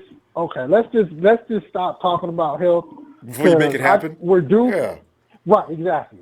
I feel like we're due for a healthy season because of all of the bad, unhealthy seasons we've had in a row. So I think we need to just focus on the fact that Jimmy G's gonna be fine. Everybody's going to be okay. And as far as the defense is concerned, the only thing Nick Bosa has to do is play up to his potential. That's it. That's it. So the front seven is really the key to the secondary. That's what everybody keeps forgetting. We didn't have a front seven, so our secondary couldn't do anything. And that's why the resume looks like it does. They were playing behind a bunch of comedians up in front. What were they supposed to look like? Right, exactly. So, I'm honestly, I'm not worried, bro. I think we're going to shock a lot of people. I think we're going to shock all the naysayers this year. And, we call ourselves the Niner faithful, but to be honest, a lot of us sound like a bunch of warriors, bro. Are we faithful or are we warriors? We can't be both. Scared. Scared. Right. So it's let's just see how everything develops, man. But I think if anybody's on the hot seat, is Robert Saleh because he has enough. He's been given enough pieces. And also I want to bring this up too. Everybody keeps talking about health, but let's look at it from a positive side, right? If Jimmy G wouldn't have got hurt, if all these things wouldn't have happened, we wouldn't have got Nick Bosa, we wouldn't have got Deebo Samuels, we wouldn't have got Jalen Hurd. So it may not been able to get D Ford. Right, exactly. So the injuries and the sucky seasons actually were a blessing because now we had if I'm Jimmy G, I'm saying, would you have rather had a healthy season with a better record and less weapons, or I get hurt and then I come back to a team with more weapons? So, it was a blessing in disguise, man. Really. And this is why days or the last 2 or 3 weeks of the season, we gotta lose this game. People say, lose this game because they was worried about the draft pick. See, we should not have to do that every year. And we've been doing it for the last 3 years. Don't be winning no games. We'll lose a draft pick. In the first round draft pick, well, we got Solomon T that first year. And we're still waiting on Solomon. I ain't going to give up on him because I got a feeling Solomon T is going to fool people this year. I got 2 guys going to fool people this year. I got Solomon T, and I swear, look out for Spoon. That boy's pissed off. He came into camp this year, and it's like he's going to let everybody know, look, y'all been laughing and making jokes out of me for too long. It stops. You got to give some kids a minute to go. If he puts on the pads, and like a couple of reporters have already said he's the best defender out there right now, I can't wait to see what it looks like next week after next. Oh, Ronbo, it's scary, man. I don't know if you saw that small little video on Dante Pettis working out with the footwork team, whatever the dude's name is on Instagram. He trains all the receivers. Yeah. Man, nobody's going to be able to cover Dante Pettis off the block, bro. They could barely It's cover scary. him last year. They couldn't. There was really not that many people to cover him last year. Dante Pettis is running by himself the majority of the time on routes. Dudes go out there run. If you don't anticipate the wrong way, he's going to leave you, and you can look bad because everybody can see the gap between you and him. And Jimmy G's going to figure that out. They're going to get a timing down. Once that happens, Leon, we've been talking about how we wanted a number one receiver. This could be the guy. All he needs to do is get definitely. confident. We'll see. Definitely, Ronbo, and I know I'm gonna let you go in a minute, but I also say too, we might want to. Okay, let's say we're running away with a game, right, Ronbo? Let's say we're up by 20 or however many points we're up, right? I know exactly where you're going with this too. Go ahead. Or in the middle of the third, just take Jimmy G out. Let Nick get his reps. You know what I'm saying? Just I get agree. his reps. I don't want Jimmy getting hurt. No blowout. Get him sit the hell down. Yeah. Yeah, let him sit down. Let Nick run the show, and then in maybe 5 minutes left in the fourth, let C.J. Beathard come in there and whatever he's going to do. I don't know if we're going to be carrying 3 quarterbacks, but at any rate, let Nick finish that game and keep him polished. Yeah. And take all my starting receivers out, my running backs. Mm-hmm. I got Mostert. I got Mostert finishing the game. Right, yeah. And the thing is, that's not doing the other team no favors. No, just set your second team up and say, okay, y'all going to play from the third to the fourth quarter if we're up by such and such. So they always have your first string squad and your second string squad. Just play it like that, man. Forget all that having Jimmy G play a whole game. And we do this thing as a team, first string, second string. Because they're not going to be able to beat us regardless. If it's the first string, they're going to have problems. Our second string is so deep, you pick your poison. That's what causes pick your poison. We'll be fine, Ronbo. Everybody just need to calm down, have more faith since we are the faithful. But like I always say, Ronbo, Niners since I was a minor was a nation to an empire. I will holler at you later, bro. Yeah. I love it. Leon, have a great night, fam. See you later. You too, bro. See you later. Oh, I like that. I put Jalen Hurd in for a little more heavy rotation. I'll go ahead, Jay. He could take George Kittle's spot. I got Weedle. I'm going to run 2 tight end sets. So I got Weedle and Hurd. I got Debo in the slot. I'm going to make Trent Taylor sit down, too. Who else? It would be fun playing that game. The 49ers are up by 23 going into the middle of the fourth quarter, into the third quarter, and Kyle Shanahan's going to pull. Yeah, Jimmy's coming to sit down. Here comes Nick Mullins. And there goes George Kittle's going to the bench. There goes Coleman and McKinnon are sitting down. Other teams' fans said, "Oh, y'all go clown us, huh? All right." Hey, Russo! What's up, Ronbo? Russo, I'm sitting here fantasizing. I'm looking at my player personnel exchanges. If we're up in the fourth quarter by too many points, I don't want to risk any stupid injuries for no reason. So Jimmy comes and sits down whether he wants to. Even if I have to send a couple of linemen out there to drag him off the field, he's sitting down whether he wants to or not. I look at all the fun we could have with this team after they get to the point where they absolutely know what they're doing, and other teams are being put on the ropes on a regular basis. Mm-hmm. But Russo, what are you thinking about this 10-6 that Baldinger's talking about? And that's the least they could be falling to, or somebody should be going to jail.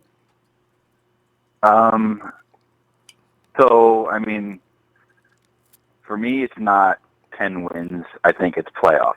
So, I mean, if you remember a few years back, the Seahawks won the division and they were 7-9. I mean, that was a much worse time for the division collectively. But for me, if we go 9-7 and get a wild card, or we go 10-6 and miss the playoffs, for me, I think the 9-7 and the wild card would be a more successful season. So, in that scenario, think it's more. Yeah, in that scenario. So for me, it's not. I'm not looking at the 10 wins. I'm looking at the playoffs. So I think we need to make the playoffs this year. And at the same time, it's not necessarily need, because I think, honestly, if everybody plays good, they show progress, and let's just say we're 9-6 going into the last game, and we lose by 3 points, and we just missed the playoffs, are we really going to blow it up and fire Shanahan and trade Jimmy? Like, I don't see that. So I think it's kind of dependent, and I think he was just kind of setting a guideline for what he believes the Niners are worth and what they're capable of. And so I do agree, but I'm not, like, for me, it's not black and white. Like, we only win 9 games. Or I think that number just speaks to the potential of the team. And you look at Absolutely. and you're looking at other teams. You figure, like, you look at Tampa Bay on our scale. You look at Cincinnati. Cincinnati could be underrated. They could be a little better than what they're being given credit for because they got good personnel. But you look at the Steelers, and then you look at Cleveland, and you look at all 4 of those teams. And which one intimidates you the most? None of them intimidate me. I think the Niners are equal to or better than all the teams, and that includes the Browns. Hey. The thing for me is the first 2 games traveling across the country, early starts.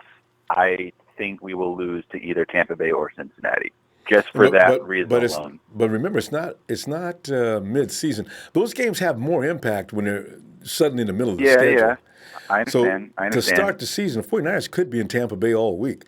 I really believe that Tampa Bay with Bruce Arians is exactly the kind of team that Kyle Shanahan and this defense especially is going to tear apart.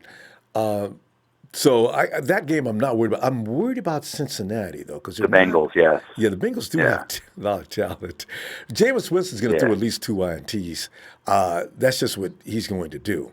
Because if he thinks he's going to go deep, like Arians likes to do, the 49ers are waiting for that. So, and Dalton's kind of like a glorified Alex Smith. He's not really doing too much unless it's going to AJ downfield, and we'll see how he feels or what he's doing. But just, I mean, between those first 4 games, I would say worst case is 2-2, best case is 4-0. I don't see any scenario we start 1-3 or 0-4. Like, that's just no chance whatsoever. I really can't imagine that. Oh no.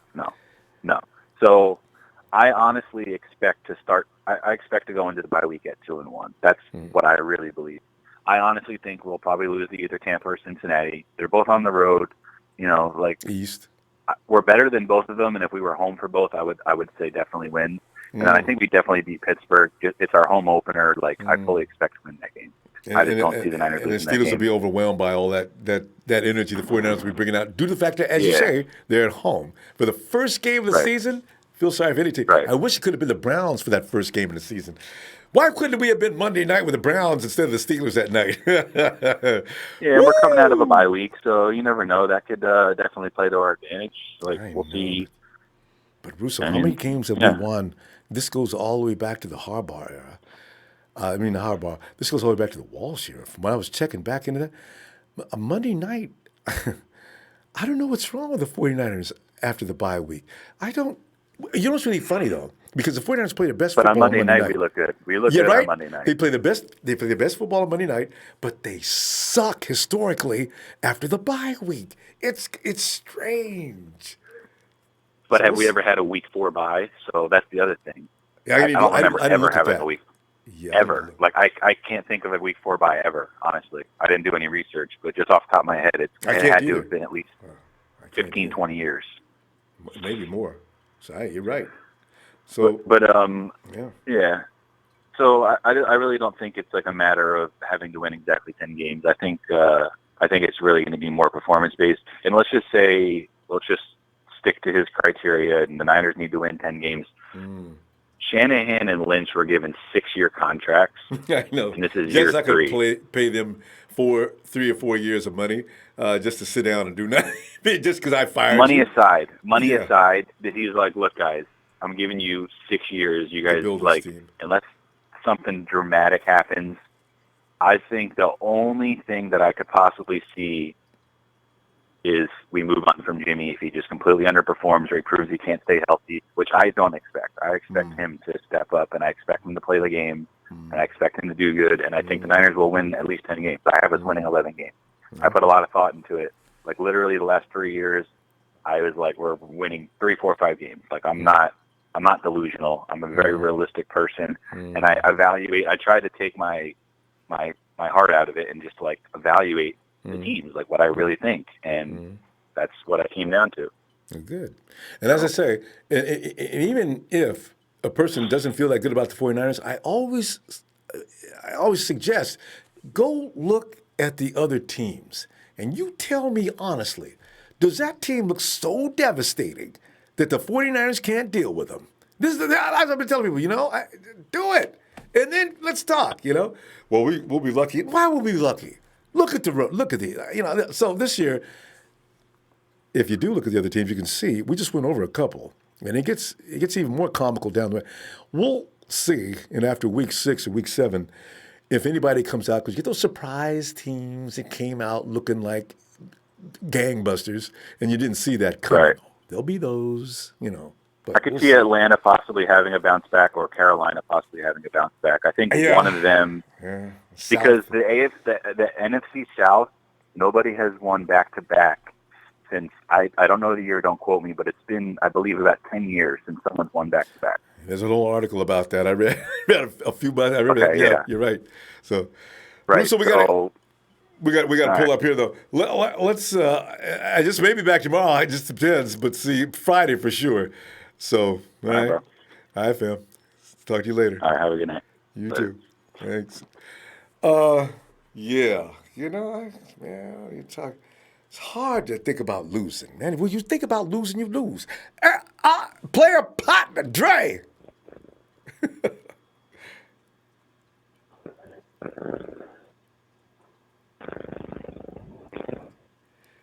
Dre's maybe having some transmission problems. Wait, that's not a transmission problem. Pump the volume on that. Is Dre asleep? Nah, bro, I'm here. What's happening? I have to run to the kitchen real quick, man. Oh, I thought I heard some snoring. I was just wait a minute, turn the volume up. But Dre, I know he ain't sleep. Dre don't sleep. No, man. What's happening with it, man? Dre, like I say, man, I'm delighted to see that somebody jumped up from a place of high volume to say things like, man, the 49ers, if they don't win, if they go any less than 10 games, heads are going to roll. I said, boy, you damn Skippy. You know what? That is so true. And like Russo pointed out, he'd rather see us go into the playoffs at 9-7 with a wild card than just win 10 games. I understand what he's talking about, but I'm saying the potential of this team has no business getting a butt whooped 8 times. I can't accept that. Nah, man. I'm gonna have to disagree, man. I want overwhelming success. I don't want to just make it, because if you go to the wild card, you still got to play 3 more rounds just to get to the Super Bowl. So that's 5 games. You know what I mean? So odds are tough, 16 game season. That's a 21 game 3 more. Season. Yeah, nah, man. We already got an early bye, so why not? Go 11-5. Hopefully 12-4, you know what I'm saying, have a first round bye. Because if you're 11-5 team, you can have a first round bye. You know what I mean? So, yeah, so, let's try to go 11-5, have that first round bye, get some rest, scheme, for the next week, and go in with our heads held high. You know what I'm saying? At the end of the day, I'm definitely with Will when it comes to the point of not paying attention to what the media says. It's to the fact now, Ronbo, to where if I see any article pop up from Bleacher Report, ESPN, NFL Network, I don't even read it. I just exit off. You know what I'm saying? Because I know it's not going to be any good reporting. Like, man, we just don't get no good press. And after you've been, dominant for... Yeah, every now and then, you know what I'm saying? But it'll just be, one person speaking against 3 of a panel of, 4 people. You know what I mean? Because Baldinger was on his own. I mean, and you got to look at it like this, a lot of these guys, who used to be in the league had to suffer defeat to the 49ers, We are a dominant franchise. Nate Burleson. What? Yeah, man. It's the Niners. The Steelers, the Patriots, and the Cowboys. You know what I'm saying? Th- Those have been the dominant franchises in the NFL. You know what I'm saying? But unfortunately, we don't get good press like the Cowboys. I mean, they think Dak Prescott is the best thing since sliced bread, and to me, Dak Prescott is weak. Dak Prescott is trash. He ain't worth the toilet bowl that my ass cheeks sit on every night. You know what I'm saying? Without Zeke, he ain't a damn thing. But like I said, bro. I think that 10-6 and 11-5 is very reachable. Um, I would see us splitting with the Rams, beating the Cardinals twice, and beating the Seahawks twice. And the reason that we would end up winning the NFC West is because I see the Rams going up to Seattle and losing. I see the Rams going up to Seattle and losing. I mean, it's happened the last 3 years. The last 3 years, every time the Rams go up to Seattle, they lose. So that's how I see us, winning the NFC West. And then getting that first round bye. You know what I'm saying? That's what I want to see. And Grant Cohn, good Lord have mercy. Me and Will and Bob Money and Jerry, man, we was all with NBN last night. And this guy totally just disrespected Kyle Shanahan. He said they have history, right? Kyle he and, said and, and that Jimmy Grant, Garoppolo. yeah, they had a little falling out the first year. They need to snatch his credentials, man. And He Grant's said been that mad ever since. he said that Jimmy Garoppolo isn't that smart. He said Jimmy Garoppolo isn't smart, and he says that Kyle Shanahan is overhyped, and that he doesn't even think he's top 5 offensive minded coaches. He named 8 guys that he feel are better than him. This dude named Wade Phillips, bro. He said that Wade Phillips is a better offensive minded coach. He named Sean McVay, the guy who took a lot of pointers from Shanahan. Sean McVay says it himself. Superior. I mean, it was just totally disrespectful. It was just real disrespectful, bro. If all of the real Niner fans out there, man, if y'all have subscribed to Grant Cohn's page, I urge you guys, unsubscribe to this guy, man. He has no business of having credentials for the 49ers. He even went as bad to disrespecting the Yorks.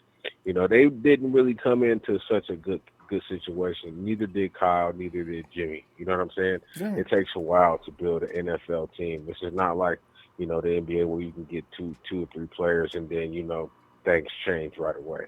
You know what I'm saying? It's a whole staff. You know what I'm saying? Grant Cohn was just really disrespectful, Ronbo. Yeah, If you've seen this, as I say, it goes back to 2017. He directed a question toward Kyle, and you know how Kyle is. The guy's wit is quick. He slapped Grant down in front of all them people, and he's been hating Grant. He's been hating Kyle ever since. I thought, Jesus, yeah, man, come on, man, you ask a question like that. I was wondering why. I mean, he was just going in on Kyle Shanahan's. You know what I'm saying, he's good with the big play, but he doesn't know how to do nothing else. His schemes isn't that good. A lot of people are learning on the job. John Lynch doesn't know what he's doing. Kyle Shanahan isn't a good head coach. He's not even the top offensive coordinator in the league. He went as far as saying Wade Phillips is better than Kyle Shanahan, bro. Are you serious? Sean McVay? Kyle Shanahan ran circles around the damn Patriots. You know what I'm saying? It wasn't his fault that the running back couldn't pick up the motherfucking block, and then Mac got sacked because when they showed the replay, man, it was a touchdown down the field. Devontae had Freeman, 2 guys open. Freeman got laid out on the Freeman block. was open in the flats. Freeman's one who missed that block. He missed that block, but he had was it Sanu? Yeah. I don't think it was. Matty B starts it seeing was ghosts is pretty much what you're talking about. And another writer wrote that up. He lost faith in his receivers. He starts seeing ghosts, and that's when they started going down. Well, Kyle should have. Kyle's not the head coach. Why didn't somebody else suggest it? Jesus. Man, when you put up that many points against the Patriots, and then you see Sean McVay lay a goose egg, and you say that McVay is better than Shanahan, I just. Y'all unsubscribe from Greg Cohen. I already did. You know what I'm saying? If there's 300 people in here right now, let's make his shit go down. I don't know why. We don't need nobody like that associated with us speaking for us. You know what I'm saying? I don't even care about the footage. You remember his father? His son, what's his name? Anyway, Grant's dad that's what they do. They're you have jocks like Howard Stern. He says things he knows are going to get people worked up, I think, sometimes. Shock. And it still ain't gonna get him no followers. He only got 1,800 subscribers on Facebook. On YouTube. You know what I'm saying? He says things like that. Doesn't make any sense. Anyway, Dre, we got to pull up though, partner. I tell you what. I ain't gonna promise not to be back tomorrow, but I promise to be back on Friday. But I may be back tomorrow, Dre. And looking for you. Off top, man. Shout out to my playing partner Will, my TNT fan, man. Trey Trez, big show. You know what I'm saying? Jerry Fresh. Oh yeah, Jerry Fresh. I got one thing to say. 16 world titles to 0. He know what I'm talking about. You know what I'm saying? Can't imagine what this is about. You can't argue the Lakers against the Clippers, man. You know what I'm saying? Yeah, man. Shout out to Bob Money and everybody else. You know what I'm saying? I'm out this thing. All right, Trey. Have a good night. All right, bro. Oh, God. Right. The NBA is shifted, ain't it, boy? Hey, Stevie! Hey, Ronbo. Stevie, man, it's good to hear from you. Man. Stevie got loud. Yeah. It's kind of loud behind you, man. It's I know. I'm leaving now. Okay. Now. I had to get out the house. Ronbo almost fell asleep on you. I've been on hold for almost an hour and 30 minutes. Oh, okay. We try to get the East Coast fast. It looks like all the calls coming out the East this night. Stevie, and you're going to have to put up some 49ers at your place because they're going to spend the rest of the week after that game so they can go up to Cincinnati and play. Because we ain't going to have that travel schedule is going to be a pain in the ass. But you know what, Stevie? It's like I opened up today saying, listen, man, all you people that keep coming at me talking about the one thing you think is a weakness on the 49ers, we look good, but that secondary, I don't know. Man, look at here, man. You ever played any ball before? Do you know that secondary was playing for the life out there last year behind that frontline defense that wasn't providing no support? Yeah. Every now and then they provided some support and did the job. But most of the time the secondary was on their own. Quarterback's running around there doing whatever he wants to do. Got plenty of time. You got the receiver coming downfield. He can work his route. He can abort that route. He can go to something else, plan B. They have all that worked out before the game starts. And the 49ers fell victim to it each and every Sunday. And now you're going to blame the secondary. I really, they don't understand, Stevie. Yeah, understand. I mean, it's hard to cover somebody for like 7 seconds. It's hard to cover somebody. But still, it was too many mental mistakes more than physical mistakes out there on the secondary side. Young. You notice they didn't do that to Sherm. See? Exactly, but it's a lot going on. But, I think the main cause of what's the defensive back coach that we had, Hafley? Jeff Hafley. I think he was the main problem of it. And Steve, you know this. Hafley anytime I got 3 guys pointing at each other, then how come y'all don't know what you're doing? And who's running things? Hafley, that's why they fired his butt. They didn't even wait. Yeah. I knew that was coming. And Woods, and I heard that we're not going to a single high safety no more. That was at least not a lot. We're going to 2 high safety more this year, so it should be better. Instead of the deep ball should not be thrown us like that. And the quarterbacks are not going to have that much time anyway with our front 7 now. Right. But yeah. But Ronbo, tell me why I was with of course Calvin Ridley. I was with Calvin Ridley, Riley, and I was with Eddie Jackson because they had a bowling event down here, and so we were all hanging out and talking. So know me, they see my 49er tattoo, so they just look at me. So I told Eddie, I said, we supposed to beat y'all last year. I said we had Nick Mullins and no defense out there, and we still almost beat y'all with the Bears. And I said, Calvin, I said, this year we're going to whoop y'all because Kyle Shanahan know y'all whole team inside and out. So we got in a little rivalry there. So now I got a little bet going on with them now. So now we got to win those 2 games. Calvin can play too. Yeah. I don't know how good his. I know, so because he sat there and said, who you going to have guard me? He said, Sherm ain't going to guard me. I said, Sherm going to have to guard Julio. That's fine. He said, so you going to have Witherspoon? I couldn't argue, Rumble. I couldn't argue that one. But see, I was like, because Witherspoon fell me off a little bit. But I said the quarterback ain't gonna have time to throw you the ball anyway, so it's not gonna matter. So that's how I ended with that. And also, Stevie, remember, if Jason is ready to roll, he will have to deal with Jason, and Calvin is not going to intimidate Jason because Jason say, look, I done dealt with AB, so you ain't got nothing I ain't seen before, so Exactly. I just want to wait to see what Verrett does first before I start bragging on him. That's why I ain't really bring him up. I know. I just want to see what he does before the if he's ready. Yeah. I gotta tell you something. Oh, Stevie. If he's ready. Oh, Ronbo, if he's ready, we going 13-3. We're gonna lose probably 3 games. The 3 tough games we're gonna lose probably is only to the Saints. I say the Saints gonna be a nail biter. It's gonna be a toss up between the Browns. I think that's gonna be a toss up. Yep. But I feel like we're since we have more chemistry, we're gonna win that one. Then Baltimore Ravens might give us the only other problem because we got to go to them too. And because of what's his name running around, because that kind of quarterback can beat you by making your defense. You can't have a defense guessing. Right. So yeah. Right.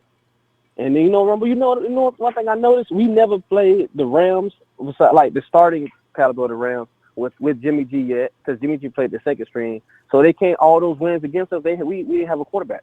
We barely had a defense at that time. And right. And then the Seahawks, when he did play, he scored on the first 4 plays he got in there. And we never played him with the Seahawks yet. So all of them talk, it's over with. We're sweeping the whole division. Because we didn't play the Cardinals with Jimmy G yet either. And Steve, you something else you put out there. Nick beat the Hawks. So it is over as far as the Hawks' scary defense. Nick picked him apart. And Dante Pettis, I think he likes playing against the Hawks. So, Isn't that where he's from, Seattle or something like that, or the Washington area up there? Yeah, he played in Washington, like that?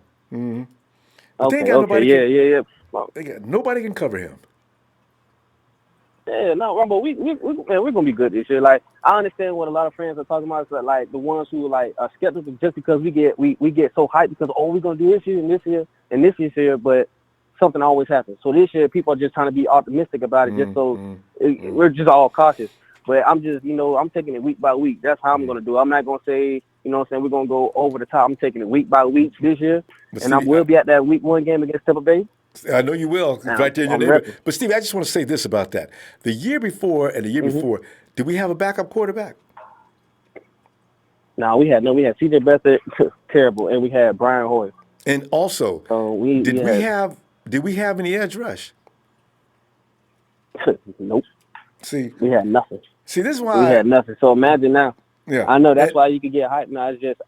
And I'm looking at the guys on the bench. That defensive line, Stevie, we're gonna cut from the defensive line. Oh yeah. We're gonna cut some people who could start at other teams. And I'm waiting to see what the baby Hulk looks like. Yeah. Because if Street comes out there tearing people up, I'm telling you, man, this ain't the same team no more. That's gonna be crazy because that rotation is gonna be nonstop. It's gonna be nonstop pressure the whole game because you can switch, and every single one of them can switch off. So they're not gonna have to be set in one position. So you can key on them. Now you can move forward any way you want to. Now I don't think they're gonna do that with Bosa this first year, like how they did with all this stuff. They just in nickel formations, just keep him in there in nickel, unless he just out of nowhere just dominates. Because I'm predicting a 10-sack season for him at the least. In Rookie of the Year, I say because potentially. In Rookie of the Year, and we can probably get the offensive defense just like how New Orleans did with Marshawn Lattimore and Kamara. We could do that with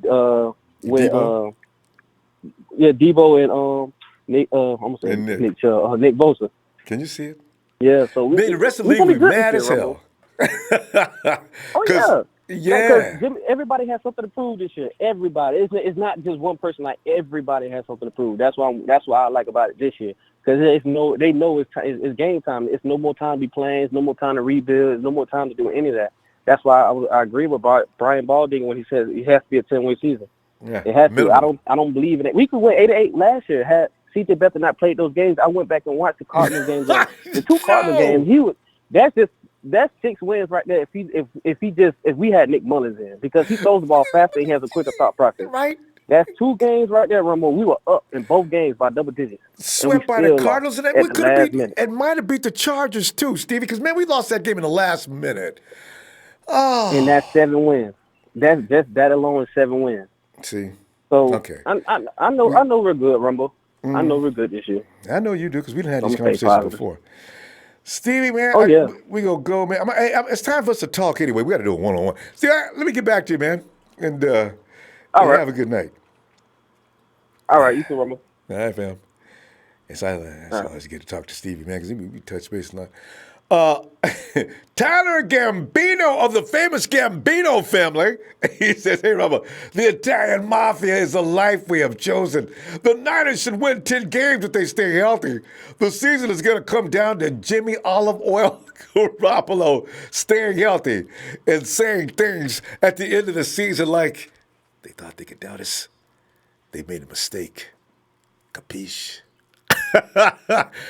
This is it, fam. I mean, I have talked major poo-poo. Hey, Tyler, thanks, fam. Appreciate the contribution. I have talked major smack, you know this, for the last 2 years. Ended up having to say things like, man, I guess I was wrong.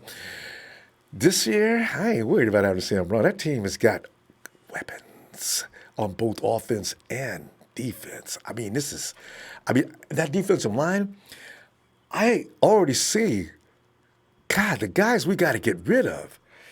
That's just awful. We can't keep all of them. I wonder how many they're going to keep, though. Nighthawk!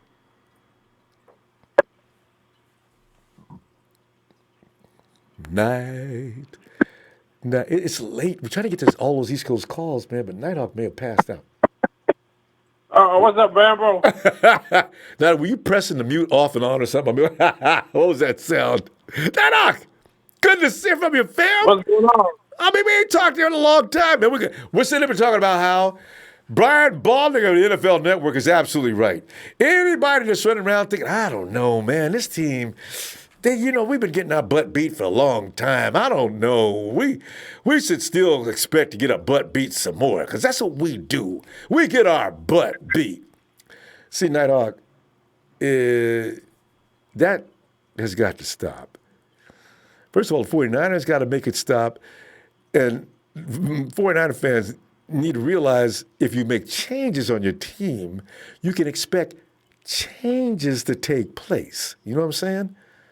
Uh-huh. So anyway, he said 10-6. Anything less than 10-6 will be a failure. I've been saying that for like months. If 49ers win less than 10 games or can't win no more than 10 games, at least 10, it is a fail. 8-8 is not acceptable. Oh. But Nighthawk, what are you thinking? Well, I think they will go 10-6. Because we learned from last year not to be going 14-2 and 13-3. Huh? But you know what, Nighthawk? Just because we're afraid to say those kind of things this year, that's why the 49ers going to go ahead and win 15-1. And hey, Nighthawk. And then we'll be saying things like, damn! We thought they was going to be good. But we didn't see all this, So prepare yourself for that. Yeah, because I said 10-6 because we're going to be playing in the Saints' home. I know that worries everybody, and especially me too. I ain't lying, man. I don't want nothing to do with the Saints. They played in San Francisco, it'd be different. Yeah, but in that dome, they rule. The Rams went in there beat them last year, though. Who else is out there that's good that we playing? Because we might lose 6 games. The Browns are going to be a problem. We got to play them on a Monday night. There's no point in lying. They got a good team, offense and defense. That might be Browns might be a loss. Yeah. It might be a loss. Might though, Saints, not guaranteed.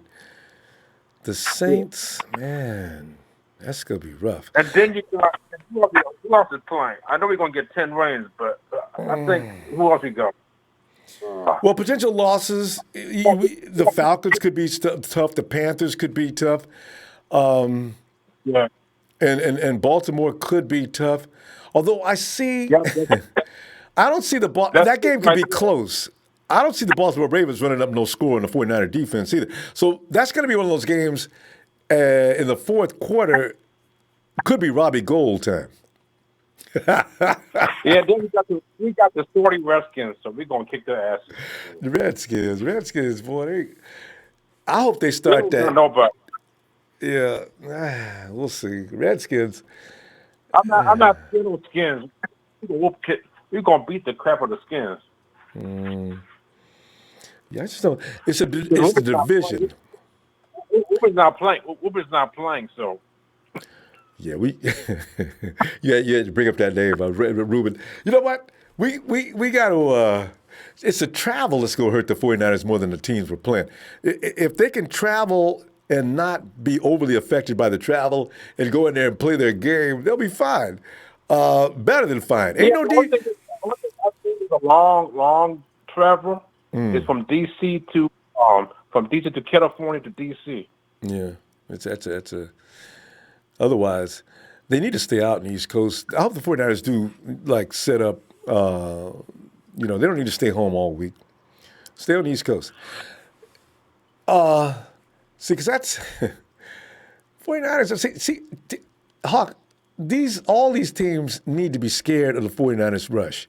That rush is going to be stupid. I mean, quarterback going to stand back. He be count to 2. If he ain't got rid of that ball yet, he's going to be laying down. That's going to be because they can't double team DeForest Buckner no more. D Ford is famous for running in and killing your quarterback and taking the ball out of his hands. Nick Bosa, I got a feeling Nick, boy, could be. We'll see. He's always got. He ain't gonna get double teamed either. Ain't no way. You could, but that's suicide too.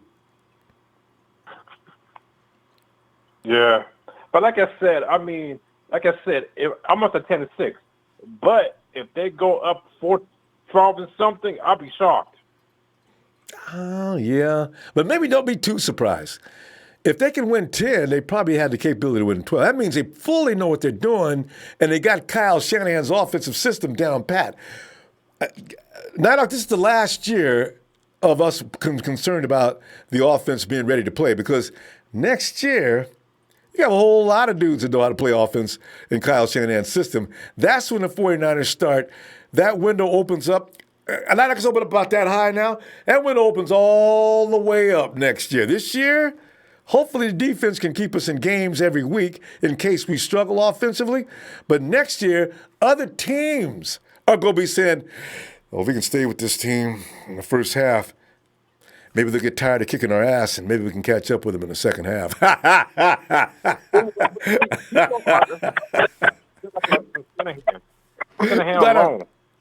Your connection. They got to leave Shanahan alone. No, Shanahan's not going anywhere.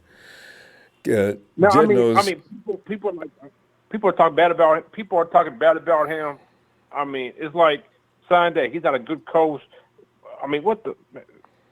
Come on, man. Because we haven't won enough games. You know, since he's been there, the 49ers, I don't think they've, 5 for 9.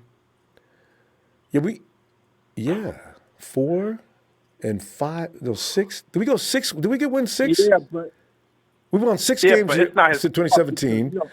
We won 4. We've won 10 games. Right. We've won 10 games in 2 years, so, he can't get no love. And they're going to look at the numbers. They don't care what kind of coach he is or how close the games were. I'm sorry, go ahead. But you know why?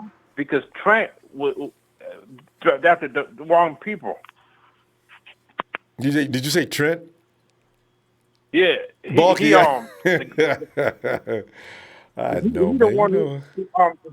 He's the one who picked the wrong people. That's why Shanahan took over. He got the other trash. That's why, Trent was like getting over an ACL injury. The team, it took 2 years of rehab to get the team back in order. Nighthawk, we're going to go. Hey, I'm going to look for you tomorrow, possibly. I might be back tomorrow. I'm going to try to be back tomorrow, but for sure I'll be back Friday. All right? Good to hear from you, too. Give me my shout out? I can do that. Niners!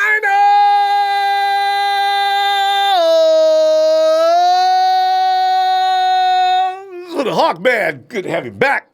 Okay, have a good one. You too, Hawk. That Have a Hawk good is night, out. fam. Yeah.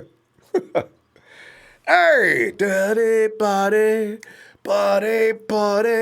Rico Suave. Hey, Rico!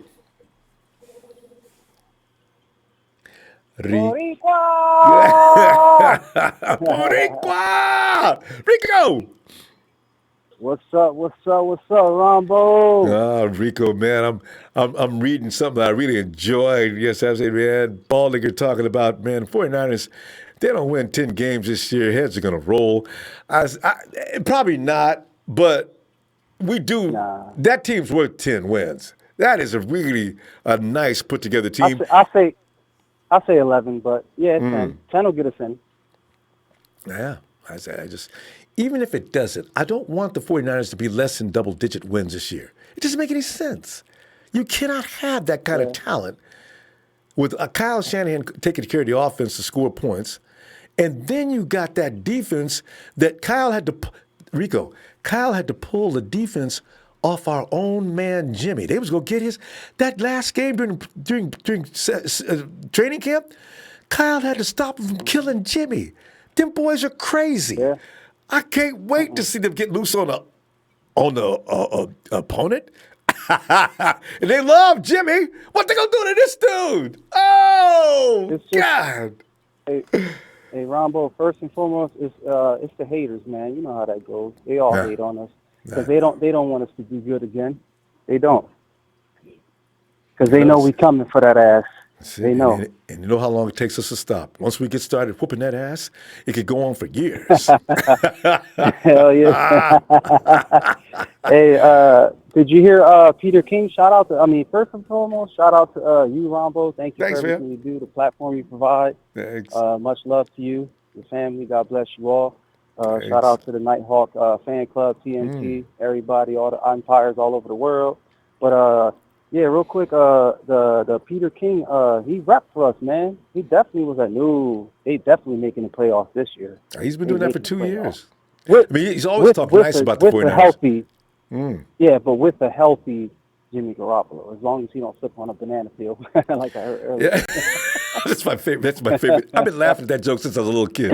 Every time I see a cartoon slip on a banana peel and legs flying all up in the air and going down, I said, is that possible? I even took a banana peel outside to see if it's even possible. Hey, Ronbo. Yes. Hey, but if you're Hispanic, it switches over to an avocado. if you slip on an avocado. the guacamole slide. Yeah.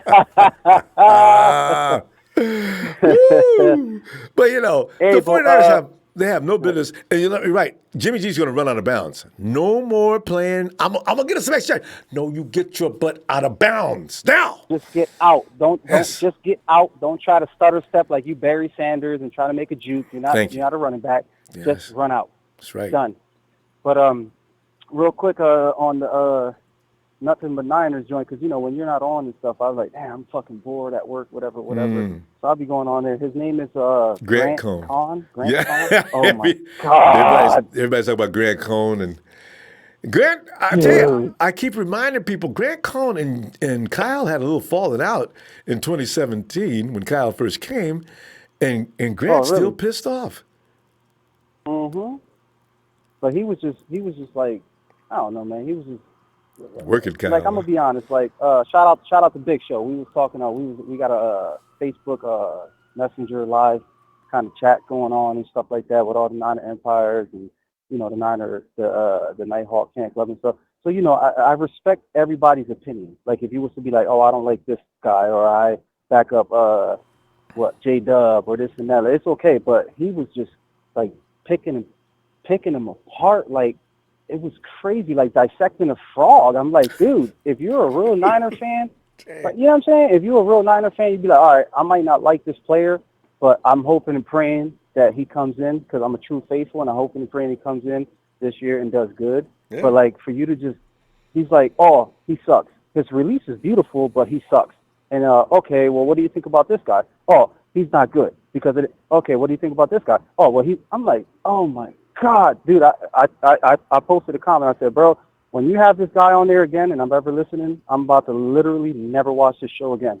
Never. He was just, oh my, God. it was crazy, bro. It was fucking insane. I've seen Grant do that before. I know, and I know why. And I said, Grant, you can let it go, man. It's over. Calm down. Mm-hmm. But okay, so real quick, because I got to go back in a couple minutes and shit. But I personally think that this year we will go maybe 10 wins, 11 wins. That's my prediction. It's floor. Yeah. Yeah, that's my floor.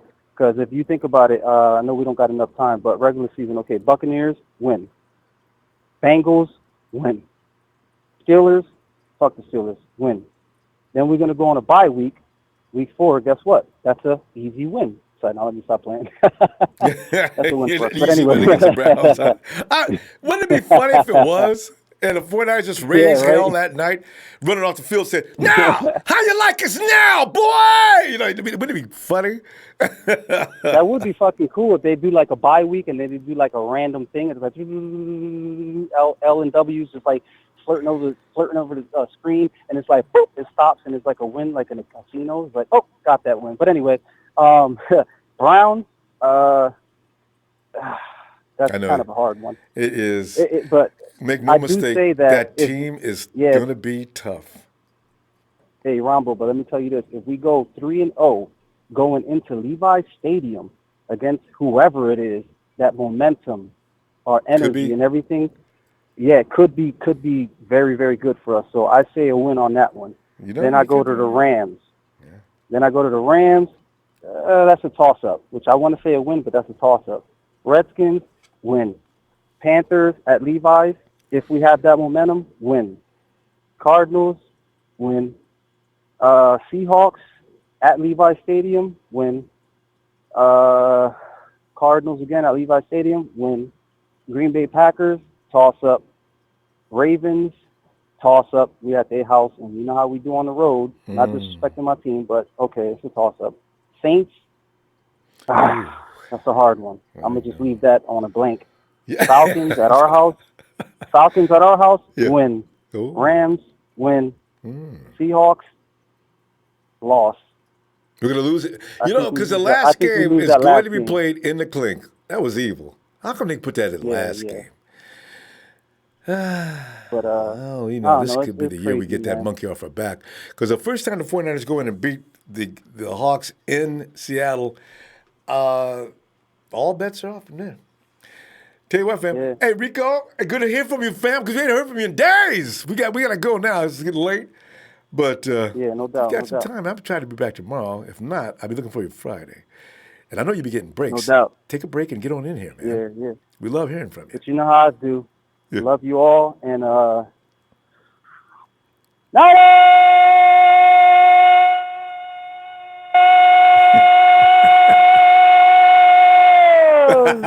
fuck the other teams. You already know how we do. Love you, Ronbo. All right, fam. Bye, Rico. All right.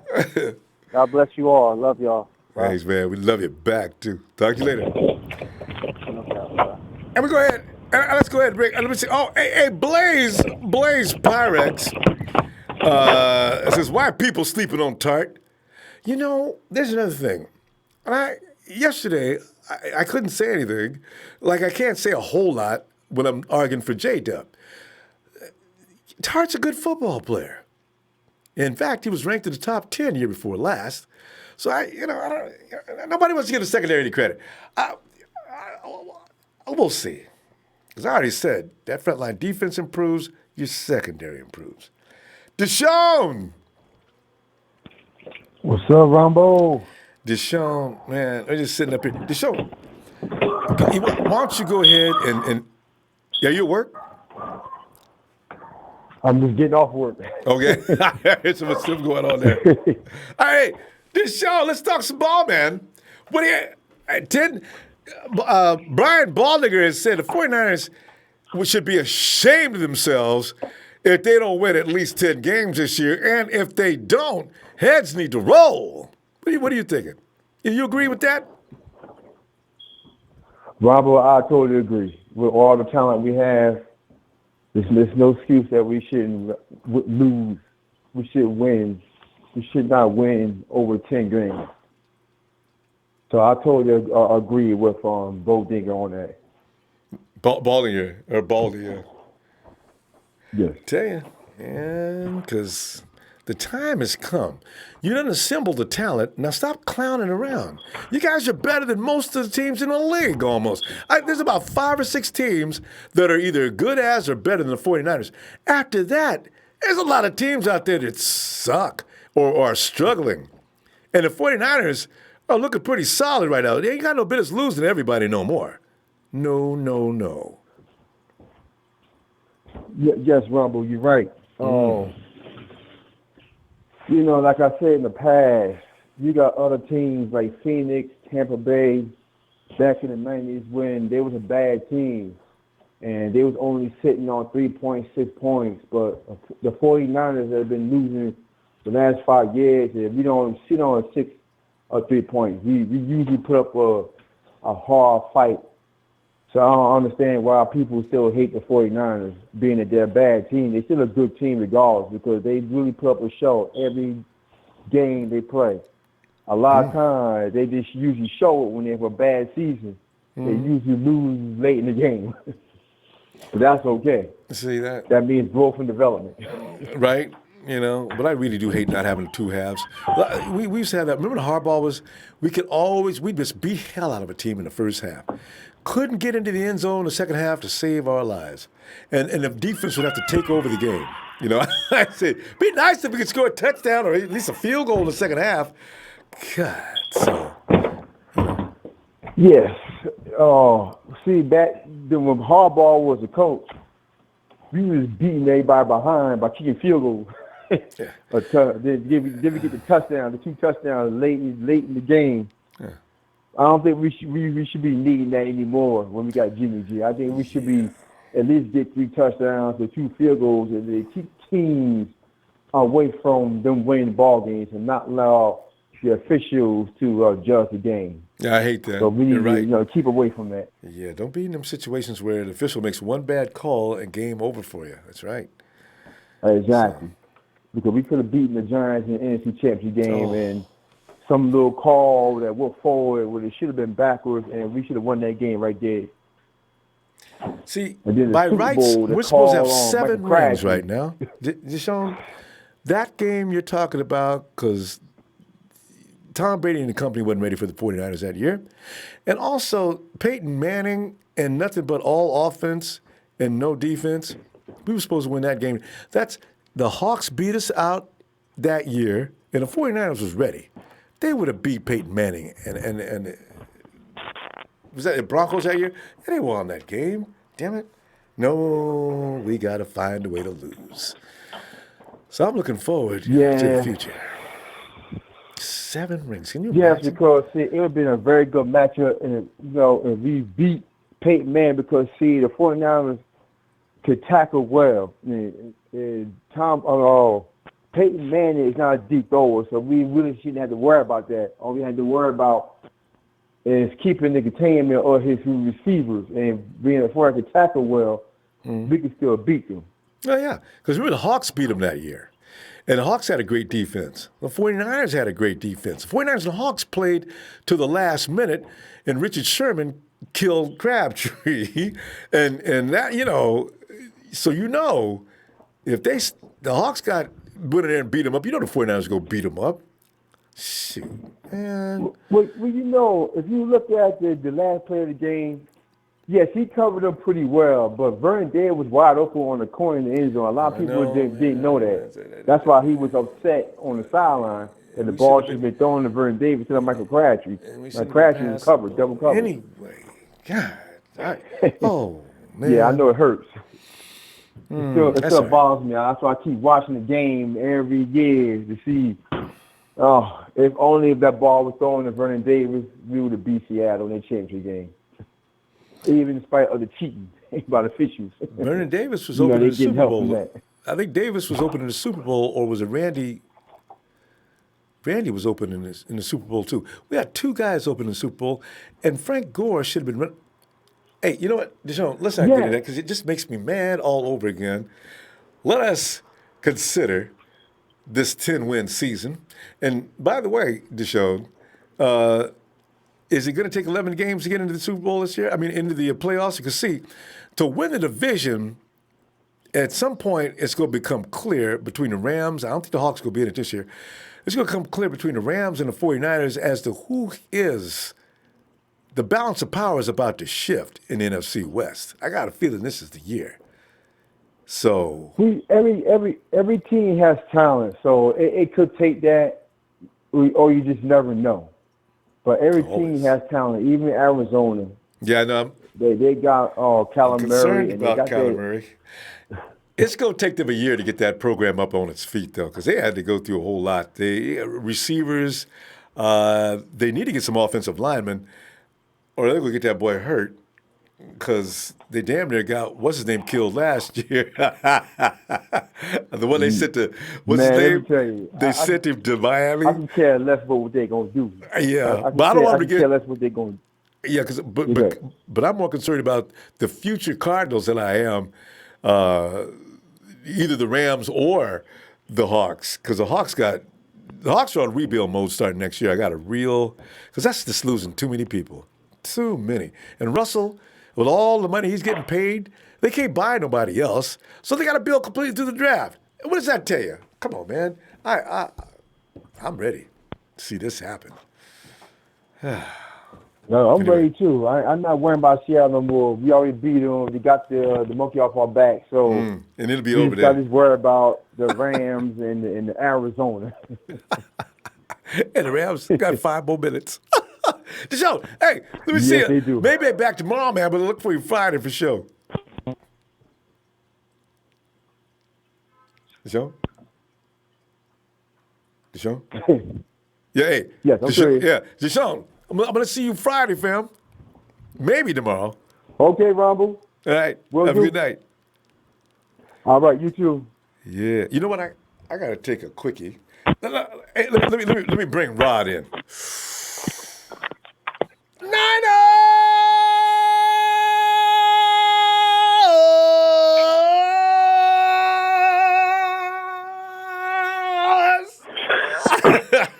Rod! Yeah. My boy, I love Rod, I'm going to play a partner, Rod, boy, I'm on Twitter, boy, I've been checking him out. Rod, listen, Rod, whatever you got to say, will you go ahead and say it? I'm going to run to the place and get rid of some excessive water. I'm going to be right back, though, okay? All right, Rod, it's the Rod Show. I'll be right back to join y'all. Yeah. Oh. Hey, what's going on now, the Empire?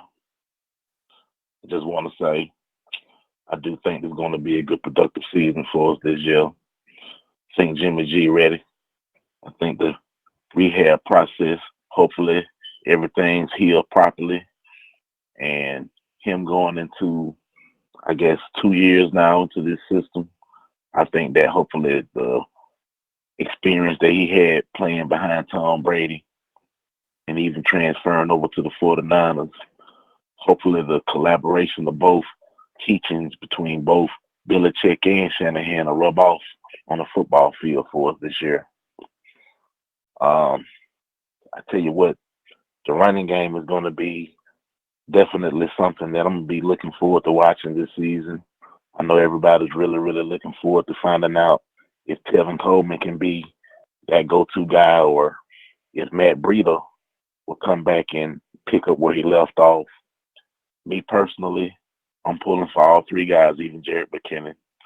I don't know if we got to have a dominant back who goes for over 1,000 yards or not, but I definitely have confidence in Kyle Shanahan that he'll make it a roller coaster ride, and we'll have some production.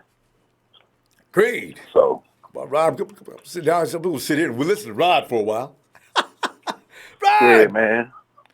I heard the gospel I'm just truth letting just the Empire know that, letting them know that, we really looking forward to seeing Jimmy G get out there, and then we looking forward to seeing what the 3-headed monster going to look like as far as the running back in the field. Can't wait, man. We got so many treats. It's like going to Thanksgiving dinner. You don't know what dishes are being served, but you know there's going to be a lot of food. That's what we got now. That 49 offense. Yes, If the backfield ain't killing you, the wide receivers are, or the tight end is trying to hurt you. I got a fullback that can hurt you. I just got one thing. Jimmy got one thing from another to choose from. What is a defense going to do? This is why I love hearing about we ain't got no number one wide receiver. So what? So what? Everybody's the number one wide receiver on this team. You know, so who we gonna go to if things get tough? Any number of 4 dudes. Hey, I tell you what, man. And going to that receiver discussion, man, I'm really, really interested to see what the hell Jalen Hurts going to do. What's his role going to be? I am too. You know, and even Jordan Matthews, you know, just exactly. having some big receivers on our team for the first time in years, you know, can't wait.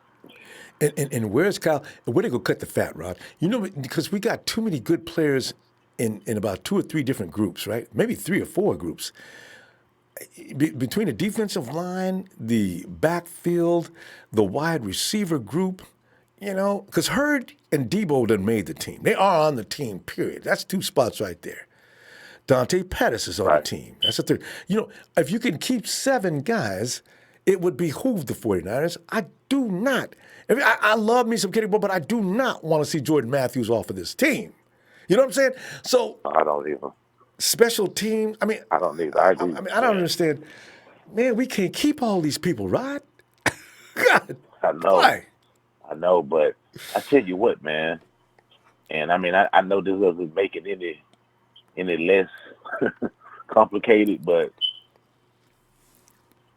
having all those type of people depth-wise does give us pieces or chips to make trades in the middle of the season, you know.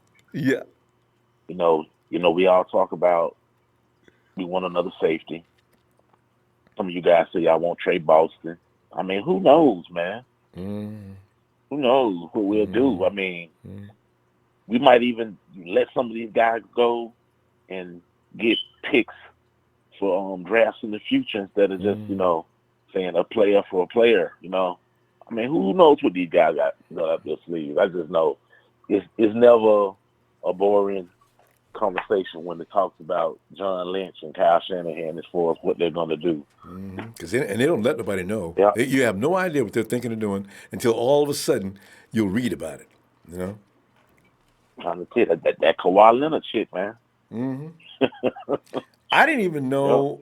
Yeah, right? Kawhi, well, he was like some kind of secret agent, man, sneaking around, man. But, you know, my thing is, you got to sign people before you can use them as a trade asset.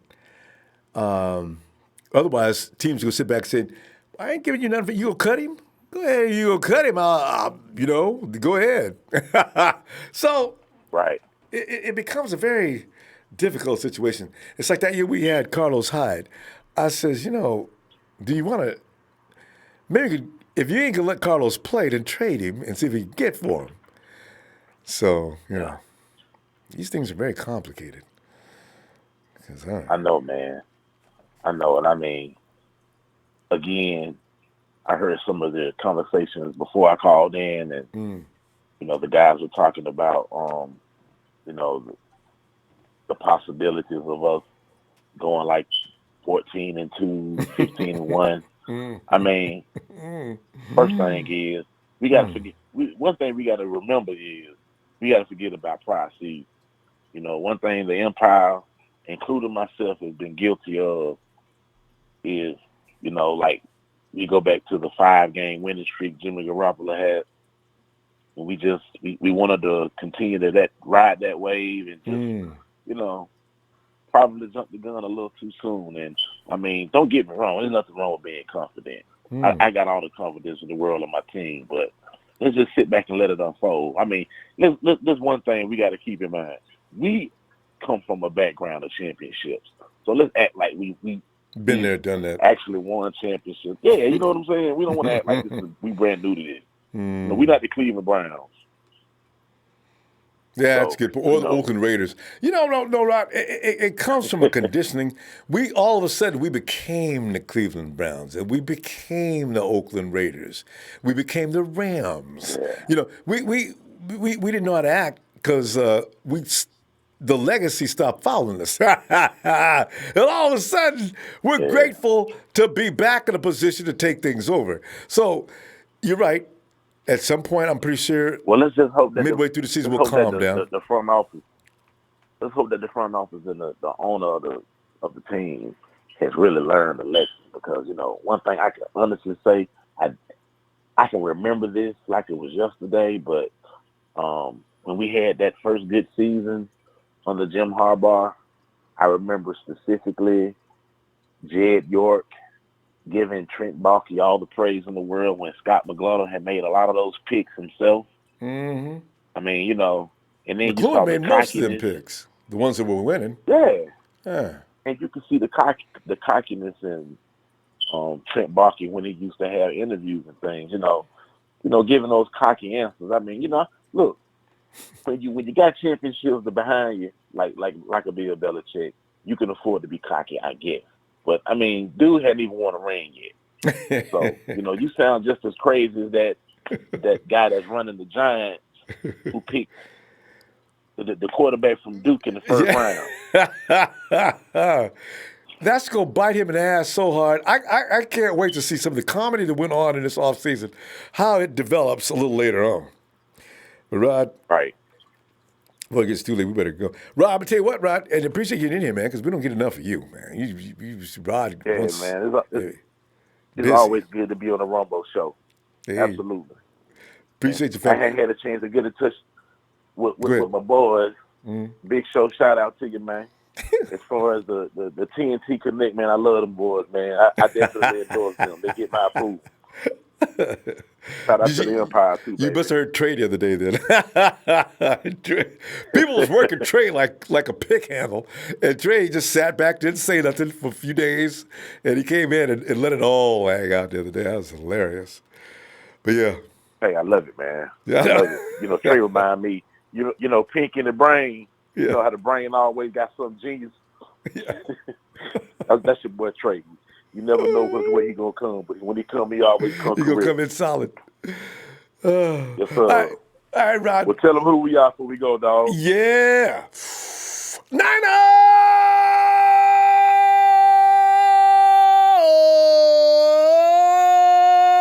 Oh, man, a ride. Yes, sir. We'll catch up with you Friday, Ronbo. Be looking for you, too. All right. Oh, man, I can't get enough of this stuff. It's Niner Gang.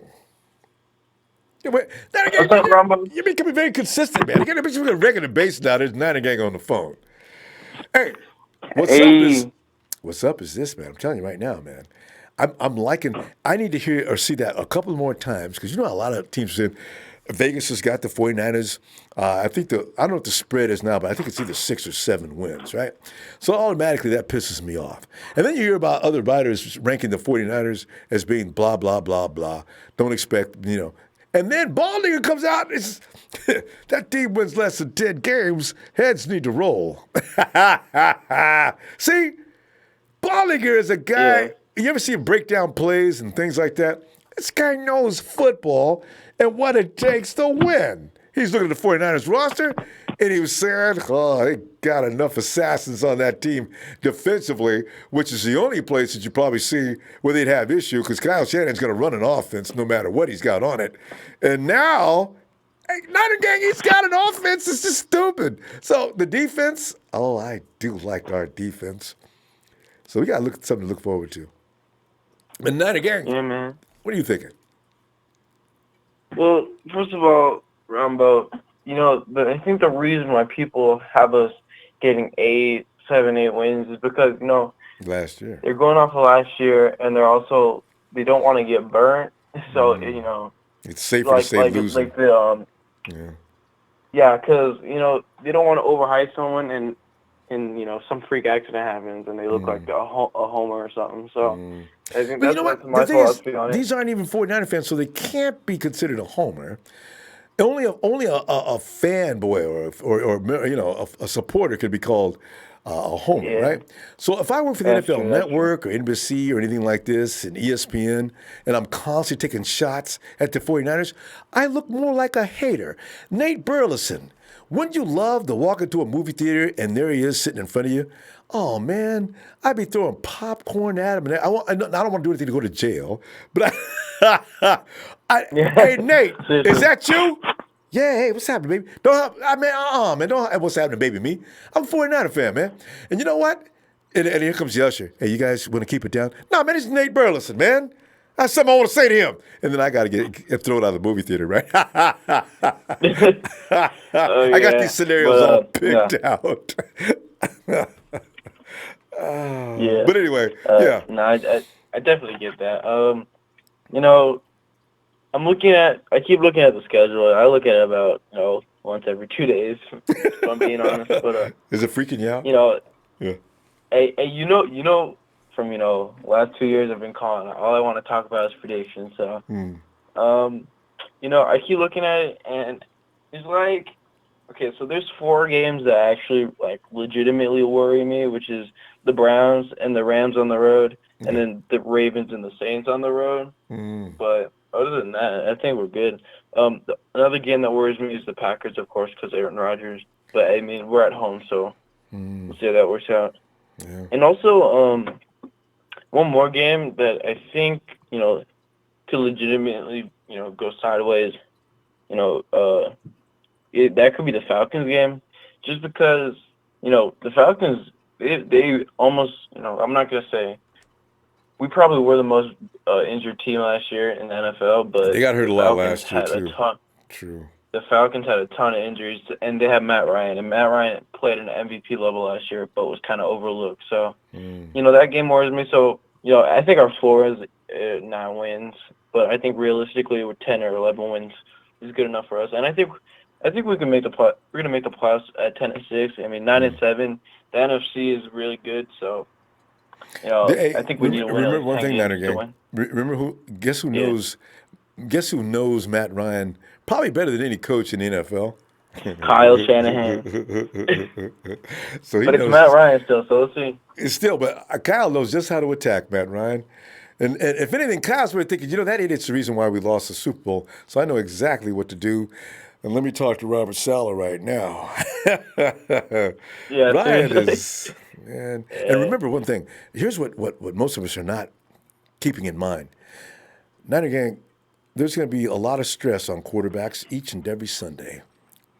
And I'm telling you right now, that can make a huge difference in every game we play. Because you're going to have the 49ers offense on the field more than teams need them to be on the field. And other teams are going to have a hell of a time trying to run plays against that defense. If we just had D Ford and DeForest Buckner, okay, maybe, it's going to be a contest. But it starts with those two, and it gets ridiculous. And I don't even know if Contavious Street is available. And I know Eric Armstead is going to fry in this defense now due to the fact that now you can't double team the trees up in the middle. Nick Bosa, this is what the Bosa family does. So I don't expect him to have anything but an average year for him is going to be 8 or 9 sacks to begin with, all right? Because people say, well, it's the pros. It's the pros. The offensive linemen and the pros are the same guys that came from the guys Nick just got through beating up. So I don't think so. So this is why I kind of like what I see as far as that defensive line goes. Yeah, our defensive line definitely potentially top 5 this year. I think we'll be at least top 10. I mean, we're going to have a lot of pressure on the quarterback. I just wonder how much above top 10 is it going to do.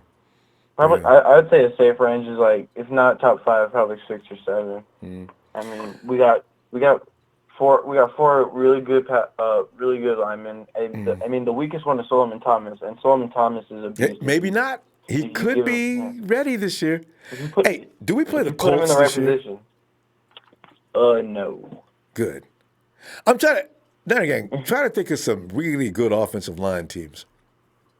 Okay, well, I think what would be easier is to eliminate the bad ones because we play. Okay, so I remember a while back I said the Steelers' offensive line was good, that's a mistake by me. Their offensive line is actually kind of trash. Mm-hmm. And let's see here. Who do they have in our schedule? Oh, the Browns. That's their big weakness on their team, their offensive line. So, I mean, that's what's going to make the Monday night game interesting. And they just got rid of a good offensive lineman. Yep. I don't know about. I mean, the Cardinals. Cardinals I mean, has got a terrible off. but- They unless they made some. I think they picked up a couple players, but their offensive line's so bad they're going to take a couple of years to build that offensive line. So I kind of worry about Kyler Murray. Also, the Seahawks. The Seahawks is deep. They're mediocre too. Actually, their offensive line has got a little better, but that's not going to help many. They hadn't gotten that much better. But then again, I guess we're out of time. It's getting late. I better see if I can. Let's see you tomorrow. Maybe back tomorrow for sure. I'll be back Friday. Okay. All right, I'll try to do that. See you then. We're looking for you. Have a good night, All man. All right, before I go, shout out Jerry Fresh once again. I do this every night. Jerry Fresh, best up and coming, 49ers YouTuber. Only has few subscribers, but go check him out. He's just started. He'll be getting them up. He's up around 800 already. Click that Jerry Refresh. Jerry still is. Click Jerry Refresh to get back to his channel. All right, All right. Have a good night, fam. Let's go to JT. Hey, Blaze Pyrex.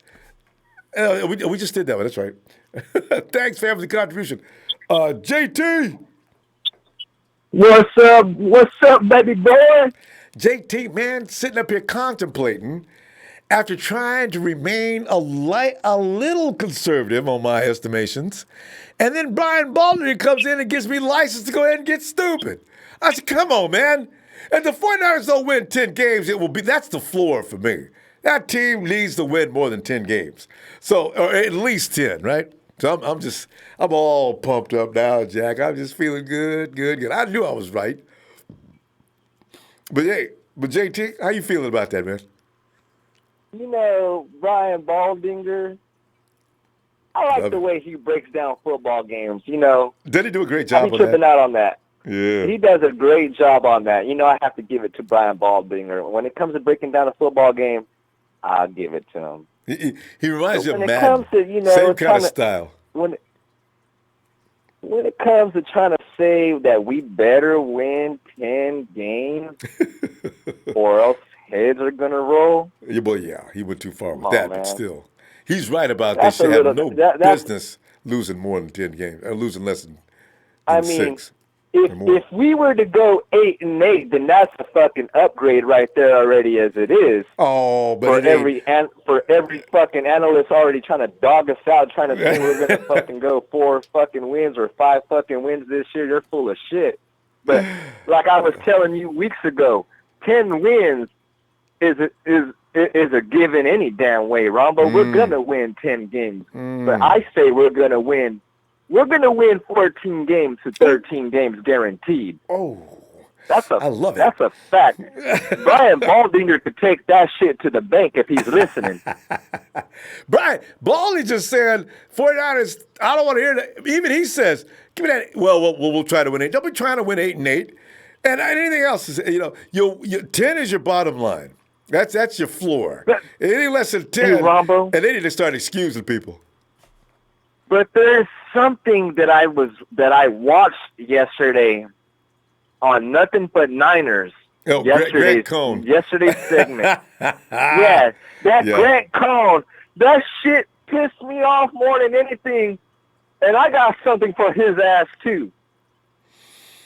If Grant Cohn, if you're out there, hold on. Let me rewind this. Let me get an installment, baby boy. Because I'm going to roast his fucking ass right now. It's a midweek. Let me holler at you. Grant Cohn, let me holler at you, fool. Because let me tell you something. You want to say because of because we're a young from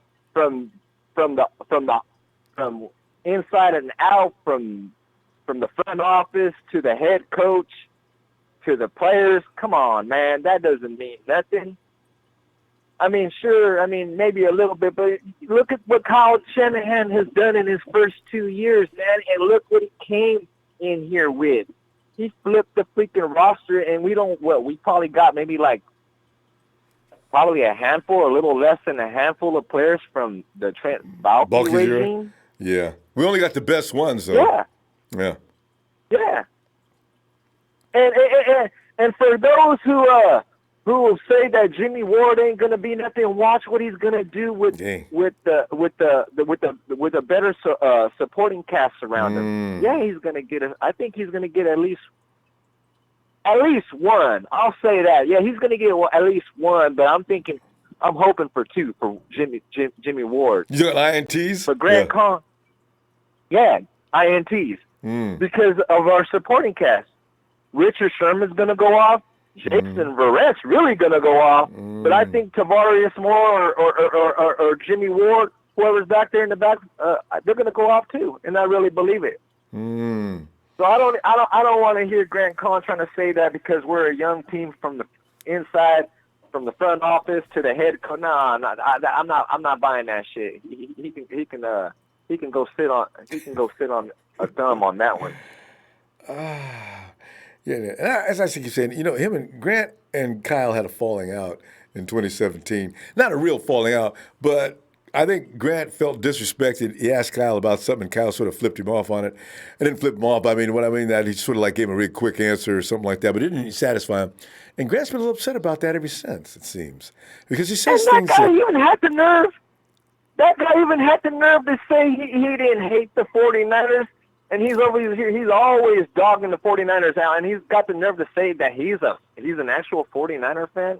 Well, as I say, Grant used to not be so about the 49ers. He used to pretty much all positive. In fact, Grant predicted a 9-7 win in year number 1 when Shanahan first got there, but something happened during the course of a game when open to the press, came out that something went wrong one day, and Grant's been upset ever since. Yeah, he needs to get over it. And you know what? And they're going to get proved wrong. He said he hopes that the Niners prove him wrong. Well, he's going to get proved wrong. Him and Pro Football Focus, for everybody, they're trying to say that we're going to be bad for the next what was I reading? I was reading something that they were saying we were going to be bad for the next. For the next. 2 years ago, we were supposed to be bad for like years. I forget which number they put on it, but it was going to take the 49ers a long time to become relevant again, as they put it. Yeah, right. Yeah. I think after this year, we got the pieces in place, Ronbo. We're going to be a force to be reckoned with. And like Grant right says, it's a young team ready to explode. So Who was the caller, Ronbo, who said for the Niner fans who really believe, who are the real faithfuls, and then you got the Warriors. I like that. Somebody called in, and I thought I saw something like that on the chat. Yeah, somebody said something about the true faithful who really believe in what we got in place, and then you got callers who be worrying about this, that, or the other. Man, I'm a faithful over here, baby boy. This is the Niner Empire, and I fully trust 100% to the core that we got it. We got everything intact, and we're gonna and rolling forward. We're gonna roll with this shit. JT's going to, I tell you what, we're going to be talking major poo-poo this year, fam. I'm telling you. JT, we're going to pull up, though, man. It's getting late, and I'm getting ready to shut down here in a few minutes. But listen, I'm hoping to get in tomorrow, but I'll for sure be back Friday, all right? All right, Rob, but let me just say one more thing. Go ahead. The 49ers, we going to go dookie on everybody. All right, JT. Have a good night, fam. Niner Empire. Yeah. All right. Hey, JT's music? Was it at the airport? Well, it's a big show. It's a big show on the night. You know what I'm saying? Normally, Big Show only runs either SmackDown or Monday Night Raw. Well, Show's actually, he's over even on the other, what's the other division? The WW, what's the other division that nobody watches? It's the WWE versus. I know. You know which division I'm talking about, and nobody takes them serious. I don't know. Well, I know nobody watches the WNBA, so. Poor girls. I know, right? Hey, but Show, speaking of the Niners, Show, you've always had the Niners at least 10 wins, right? Yeah. This season, I feel that we are there, and if we don't get there, then heads are going to be rolling on out of Santa Clara. And I'm not talking about Robert Saleh, because Robert Saleh has his pieces. And if you all forgot last year, we ranked 5th in stopping the run last year. The only thing we lacked is pressure. That's it. No, I know. That is it. I mean, Robert Saleh is going to go nowhere. It's either going to be Kyle or John, whether you like it or not, because that's what the reality is. You don't fire the healthy leg off. You don't cut the healthy leg off. Are you kidding me? Wait a minute. Show, you're going to get rid of Kyle, and then he's going to go to another team and be the owner? This is his 3rd year in the year out of a 6-year contract. He's not producing more than 10 wins. If he's not producing more than wins, extenuating circumstances. So let's count everything. You're not going anywhere without your first string. That's not an excuse. It is. That's not an excuse. It's a legitimate that is not excuse. This year, though. This year. No, it's not. You have this year. I mean, yeah. I'm talking about last 2 years. This year is not an excuse. I mean, if you had Brian Hoyer and CJ backing him up, you'd be crying too. And then last year, you got your guy. Wait a minute. I need to call a timeout here. First of all, you all were begging for CJ to be thrown in there into the wolves. Whoa. I'm glad you said that. Begging. Show, you were the one. He did not have enough time to try. What is this, revisionist history? He did not have enough time to digest that playbook. And you all were begging when Brian Hoyer stunk up that joint to throw CJ into the wolves. And once you saw him play and saw he didn't have enough time to process that playbook and that verbiage that takes at least 2 years to comprehend. I was the one crying that everybody else. Well, I was the one getting attacked because everybody wanted Hoyer to sit down and bring in CJ. And I said, guys, I don't know if CJ's ready. No, you weren't.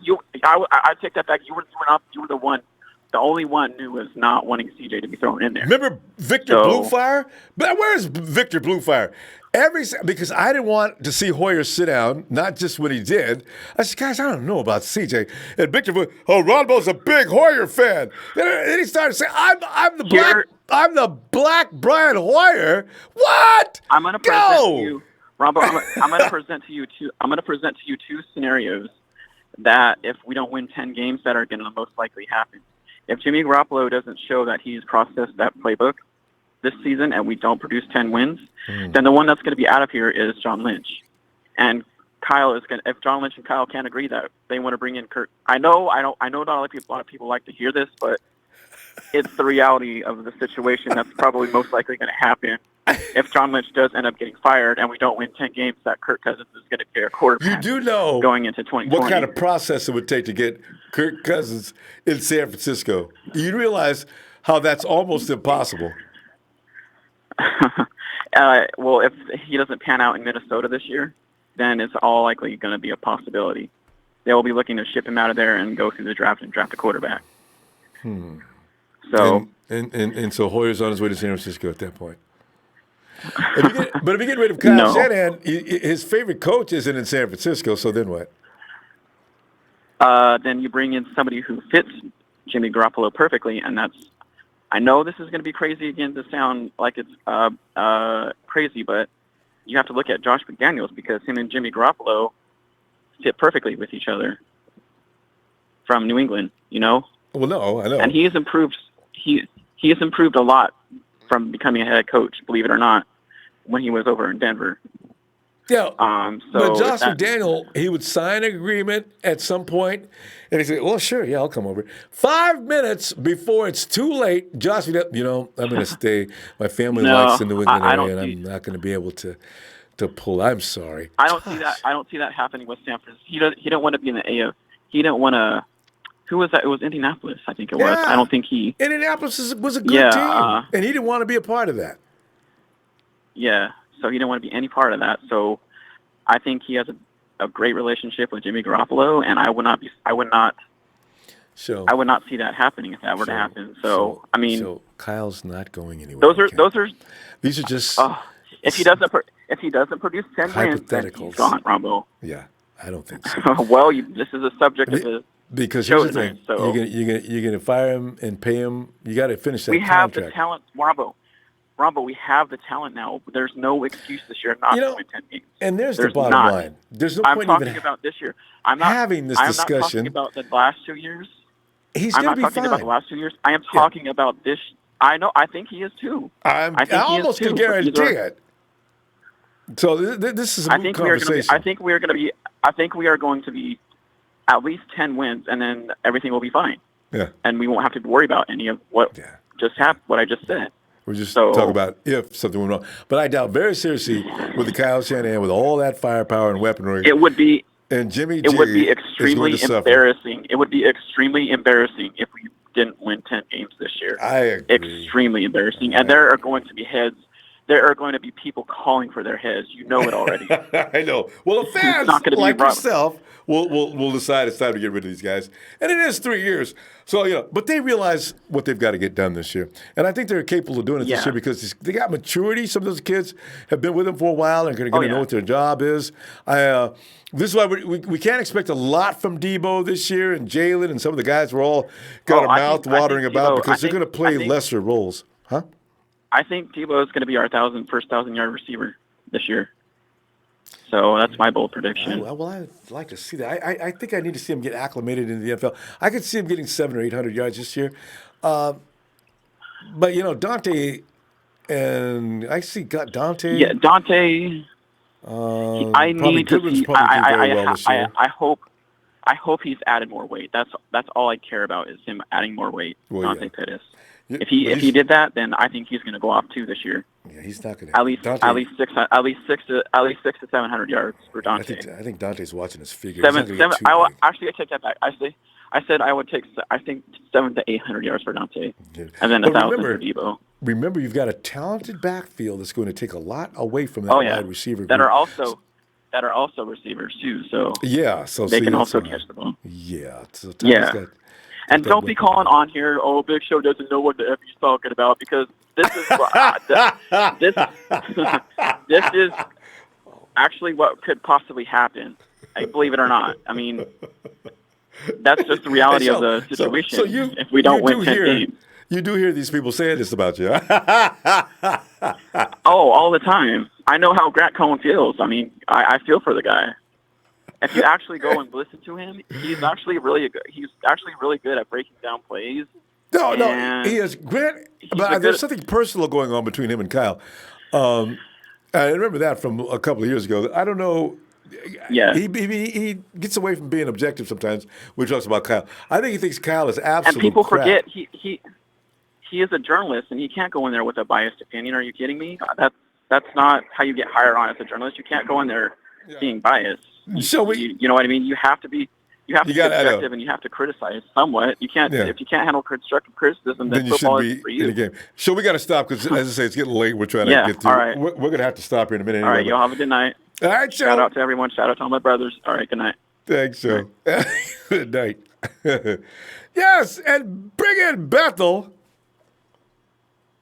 Hey, what's up, Rumble? Yeah. Bethel, man, we haven't heard from you in a while. Hey, doing all right, man, because I tell you, I love hearing a writer and somebody that I've respected for a long time. Will people stop at this? Maybe if they're lucky, they'll win 7, 8 and 8s. That's not good. Not for this team. That's not. The way our defense is stacked up, just with the pass rush. Pass rush. We should at least win 7 games just with the pass rush alone. So, and with the offense that we have, we're gonna win more games. So, we're expected to, get some good games because if you see a lot of the leagues, the Dallas Cowboys, Zeke Elliott, if he's not running over 200 and something yards a game, they're not winning the game.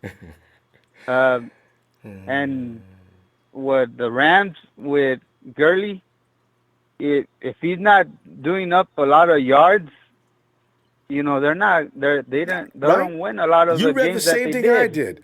did. Jared Goff's best stats are out of play action. If he can't do that, then what? He's going to look like he did in the Super Bowl. Standing back there trying to figure out what to do, can't read the field. And you know what, Bethel? I didn't realize, but Gertie struggles with reading the field.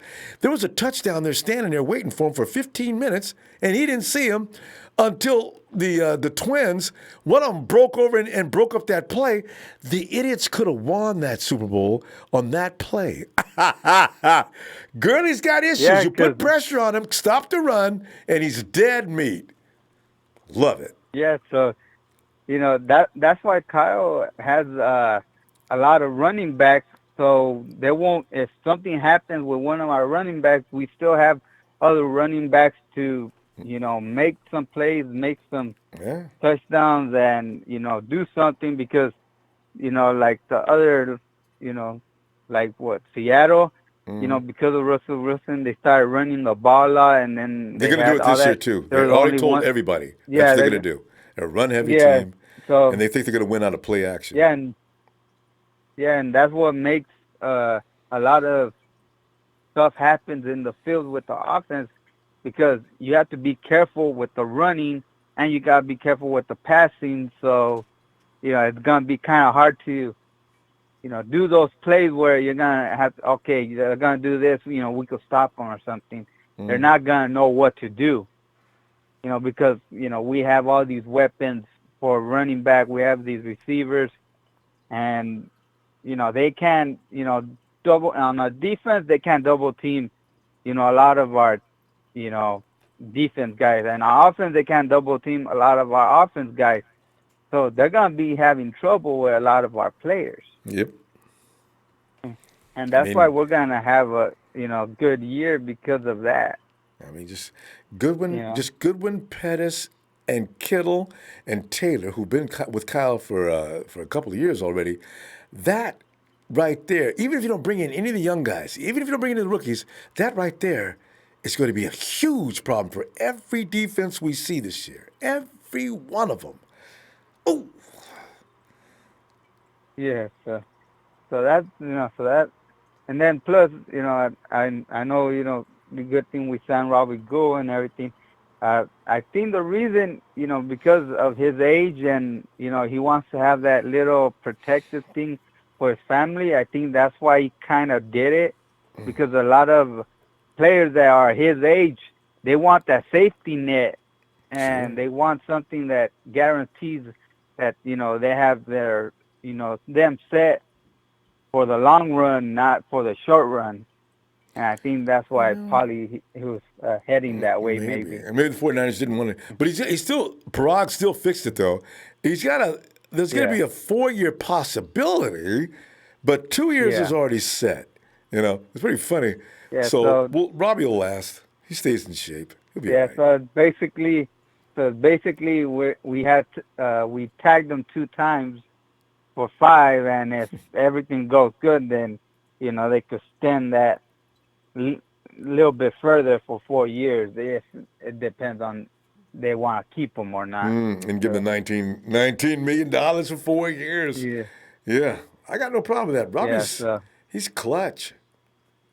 Yeah, he's a good kicker, and hopefully he does a lot of good kicking for us. Even though we want to score touchdowns, not field goals, but if you have we'll see what to happens. have one, you got a guy that can get it done. That's so important because when you get toward the playoffs and things like that, when teams are all pretty strong, it can come down to that. So you got to be ready. Yeah. Well, Bethel, we got to go. I just realized that we is getting later than I thought. So I tell you what. All right, no problem, Ronbo. Hey. Always keep up the good work like you always do. Thanks, man. And even though everything was full, that's why I couldn't get in and get my sense in too. But Beth, You know, appreciate you waiting. that's why everybody loves you, Rumble. And well, thanks. have a good night, Rumble. You too, Bethel. Look forward to talking to you later. All right. And quickly, hey, it's Sheik. Rumble! What's going on, fam? Am I hearing this? Let me hear this. Big Show. What? Yeah, man. Am I hearing this? No, I've never heard him make an announcement before like that. And before anybody comes in here and says Big Show is out of his freaking mind. That's my brother. I'm like, damn, Big Show. Wasn't that amusing? I didn't want to laugh too hard because I didn't want to, but Show's hurt his little feelings. But that was funny, Show. Hey, I gotta give it to him, man. He stirs the pot and he wakes up everybody. If everybody's like about to pass the East Coast time, all the East Coast guys over there probably woke up. Oh, damn, Big Show. I gotta wake up for this. I tell you, I love it when he does that, man. It's hilarious. And you're right. He always comes out of nowhere with these things. Listen, you guys need to face up to it. Kyle Shanahan, that first guy's going to go is not Robert Saleh. It's going to be John Lynch. And I wanted to interrupt Show. Actually, John Lynch works kind of for Kyle Shanahan. So if Kyle decides he wants to fire Lynch, then Lynch is leaving. If not, Jed's going to say, well, you know, as things are going right now, do you want to stay with John? Jed, I'll let you know when I'm tired of him, all right? I'm busy. Mm-hmm. And that'll be the end of that conversation. Because actually, Sheik, you know what? Lynch is not the only guy running that department. Lynch is actually, no, it's not. It's true, but it might be slightly still in training. He's got a staff that he works with. So you know, Mayhew, he's got Peters. Yeah, and many others. Yeah, so, you know. So blaming Lynch for everything is not Prague. He's there. Yeah, Prague's in there. Yeah. I mean, he's got a whole staff of people that are all solid people. And we need to wait before we jump to the conclusion of the 49ers being in that situation anyway. Show, I don't know why you had to bring that up. Big Show is... Oh man, like Cousins, like come on, man. Like, Johnson, McDaniels. I'm looking at the future, like the past. He was in Denver. He sucked in Denver. Yes. He went to what was it, the sorry ass Rams. He had Bradford for a quarterback, trying to re-erect his career. He sucked, and then it was done. Bradford, come on, man. He's only good for that New England offense was because of Belichick. Belichick is the reason. Right. Kyle Shanahan, when he went to the Super Bowl, is because of Kyle Shanahan. Kyle Shanahan is an offensive guru. Yes. He is the mastermind of this piece. He made backups. Backups look amazing, Ronbo. Nick Mullins looked at a freaking really nice player. Didn't get better. How sorry he was. People are saying that they'd rather have Nick than have Cousins. Now, that just shows you how good he did last year and how impressive he was. Yeah. So, yeah. Exactly. And we got he was undrafted from the Kyle's. You know, Kyle, he's the guy from the UDFA. This is why. Why would you want? Yeah. And Sheik, that's why you have to agree that Jimmy G and Kyle Shanahan together are not fail juice. They can't really be failures because Kyle doesn't have a quarterback's got any talent. Kyle's going to make him look good. If a quarterback has plenty of talent, well, Kyle's going to make him an MVP. Look at Matty Ice. Was Matty Ice an MVP in your mind before Kyle got there to Falcons? I thought Ice was good, but I never looked at him as an MVP type of quarterback. No, he wasn't. Julio Jones, he had all these pieces. Sanu, right? Those weapons. Coleman and freaking Freeman. He had all these weapons. It's like that's what Kyle likes. And you look at that system, the 49ers right now. We got Kittle, we have Debo, we got Dante Pettis, we have Goodwin, we got Matthews. Look at your backfield too. God, I'm talking weapons galore. And you got Coleman from Atlanta. Right? Come on. You got Matt Breida, who I suspect is going to look even better than he did last year, which was ridiculous. And we don't even know what Jerick McKinnon's capable. I can't wait to see what Jerick McKinnon looks like. Because remember, Kyle went and got him in the first place because that guy can win his program. Oh, man. And that's another throwing target. McKinnon is a throwing. I don't know, by his running might be a little wishy-washy once. I'll be honest. But throwing the guy, that's a weapon right there. But you have Breida, they have Coleman. I mean, talk about You abusing a have some mix. linebacker. God, that's hilarious. So yeah, let's get these guys out in space. That's just everything, Ronbo.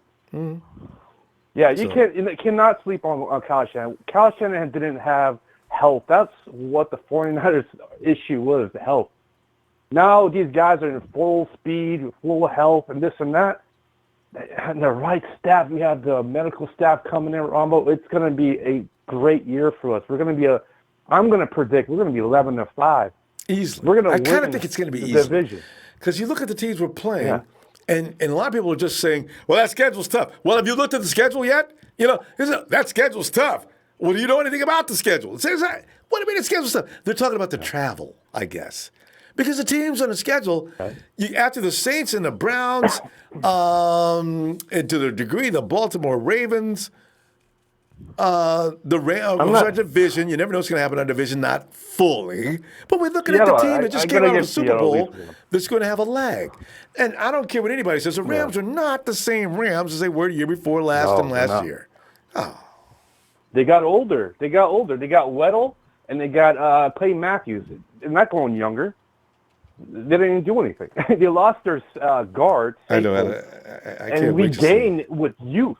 We gained by youth, Ron. We got D Ford, a young guy.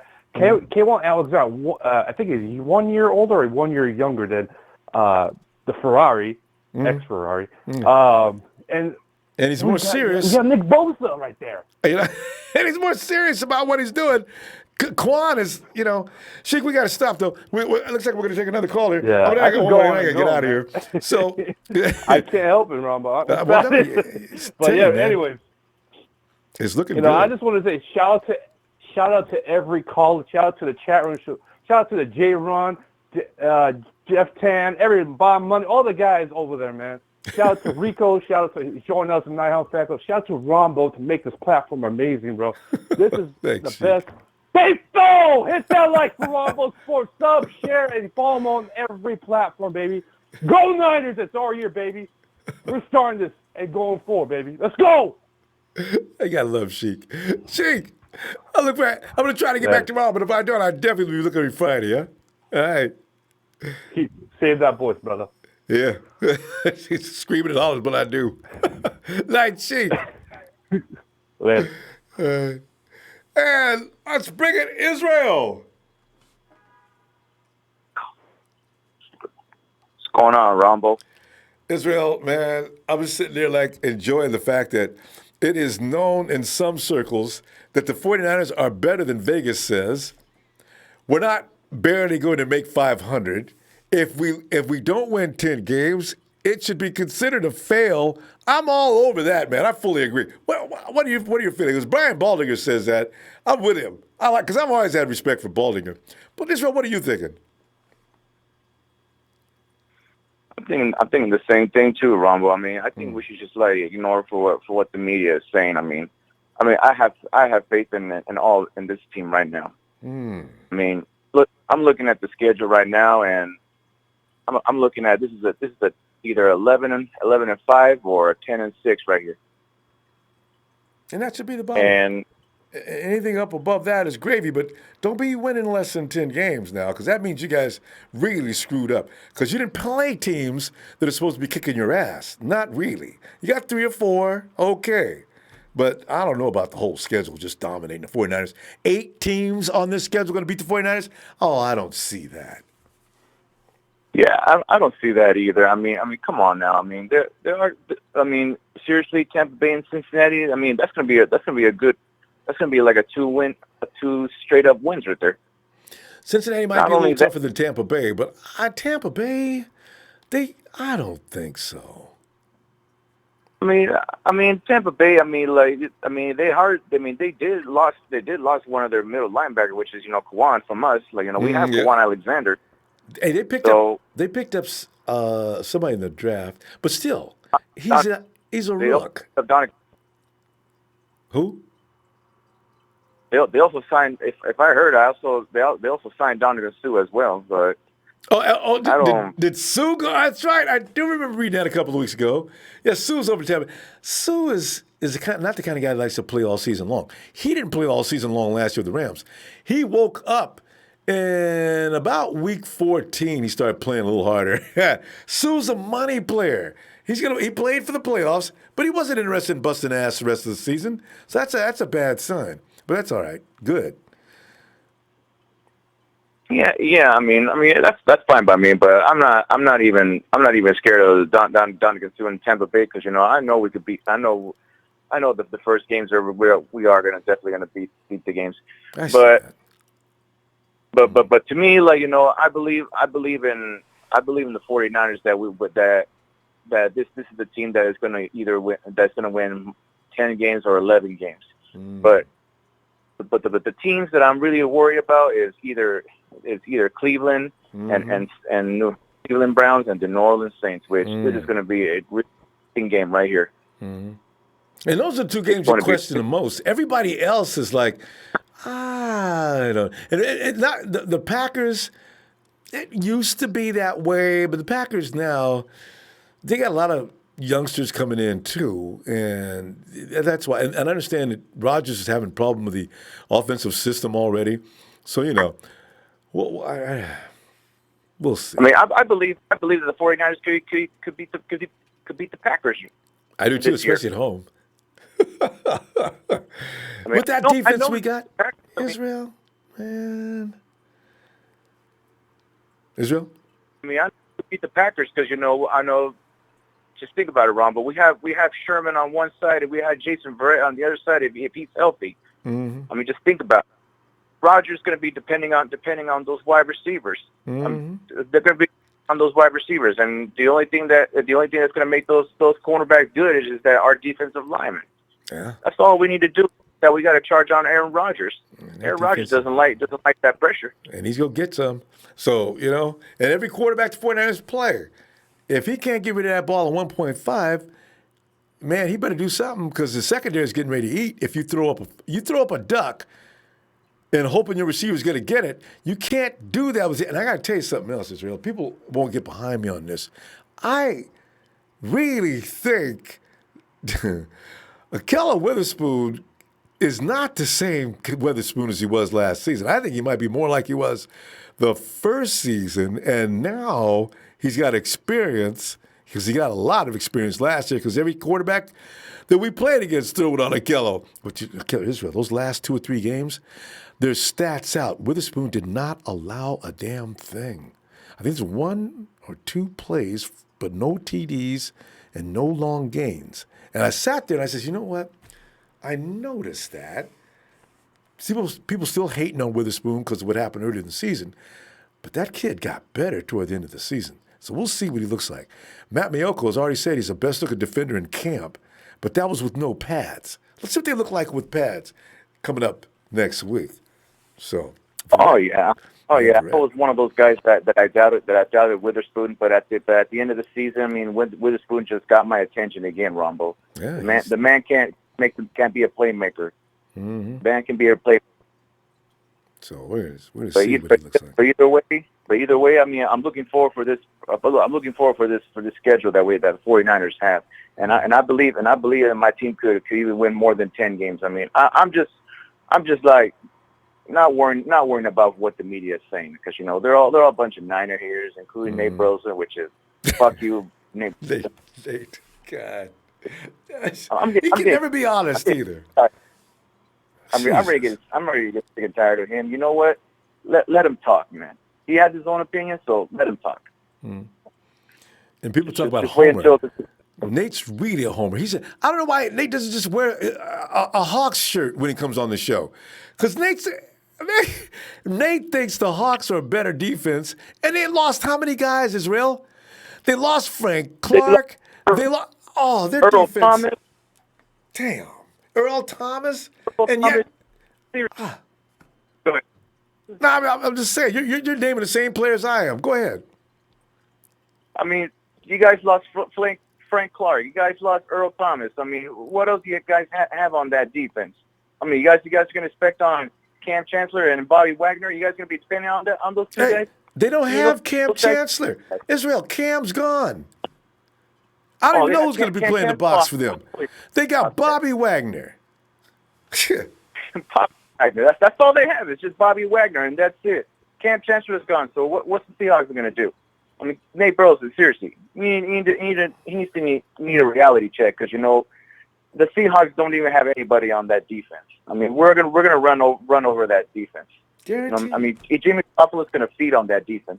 Guaranteed. Nick Mullins ate that defense up last year. You can tell me they got better since last year? I don't think so. They lost their best pass rusher. You gonna let Jimmy G throw the ball? Don't do it. Oh man, but Nate Burleson shut his mouth, and that's all. Nate Burleson needs to sit down and just go to Bench Boulevard, and that's it. And wear your little Seahawks shirt and stop lying. You're not an unbiased analyst on GMFB. You're Nate Burleson, the Hawks fan. So, Israel, man, talked to you in a long time, man. It's good to hear from you. Let me, we'll see you. Yeah, maybe I may not be able to stand it. I might be back tomorrow, but for sure I'll be back Friday. Ronbo, I just got a promotion as a manager at the night crew, so that's why I haven't been going on in this podcast lately. All right, more bucks. There you go. All right. Oh, but I've been watching, Ronbo. I've been watching and listening to your podcast, and also seeing your posts on Instagram as well. Appreciate it, fam. I've been watching. All right, so we're keeping you in the loop. I've been watching, Ronbo. All right. Appreciate you, fam. I'm going to tell you what, then. Be looking for you as soon as you get time, then. All right? All right. And just like MC always says, Ronbo, and I'm gone. He's serious, boy. He be checking out. Not Israel.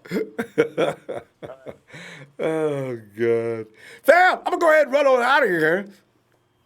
It's pizza season. I know, right? Do you think Ron Boyd is a Ninja Turtle? Anyway, fam, please hit that like. And I'm telling you, man, if I wake up and I see the news is crazy, I'm going to come running back in here. For sure, I'll see you Friday. Have a great night, fam. Nighter!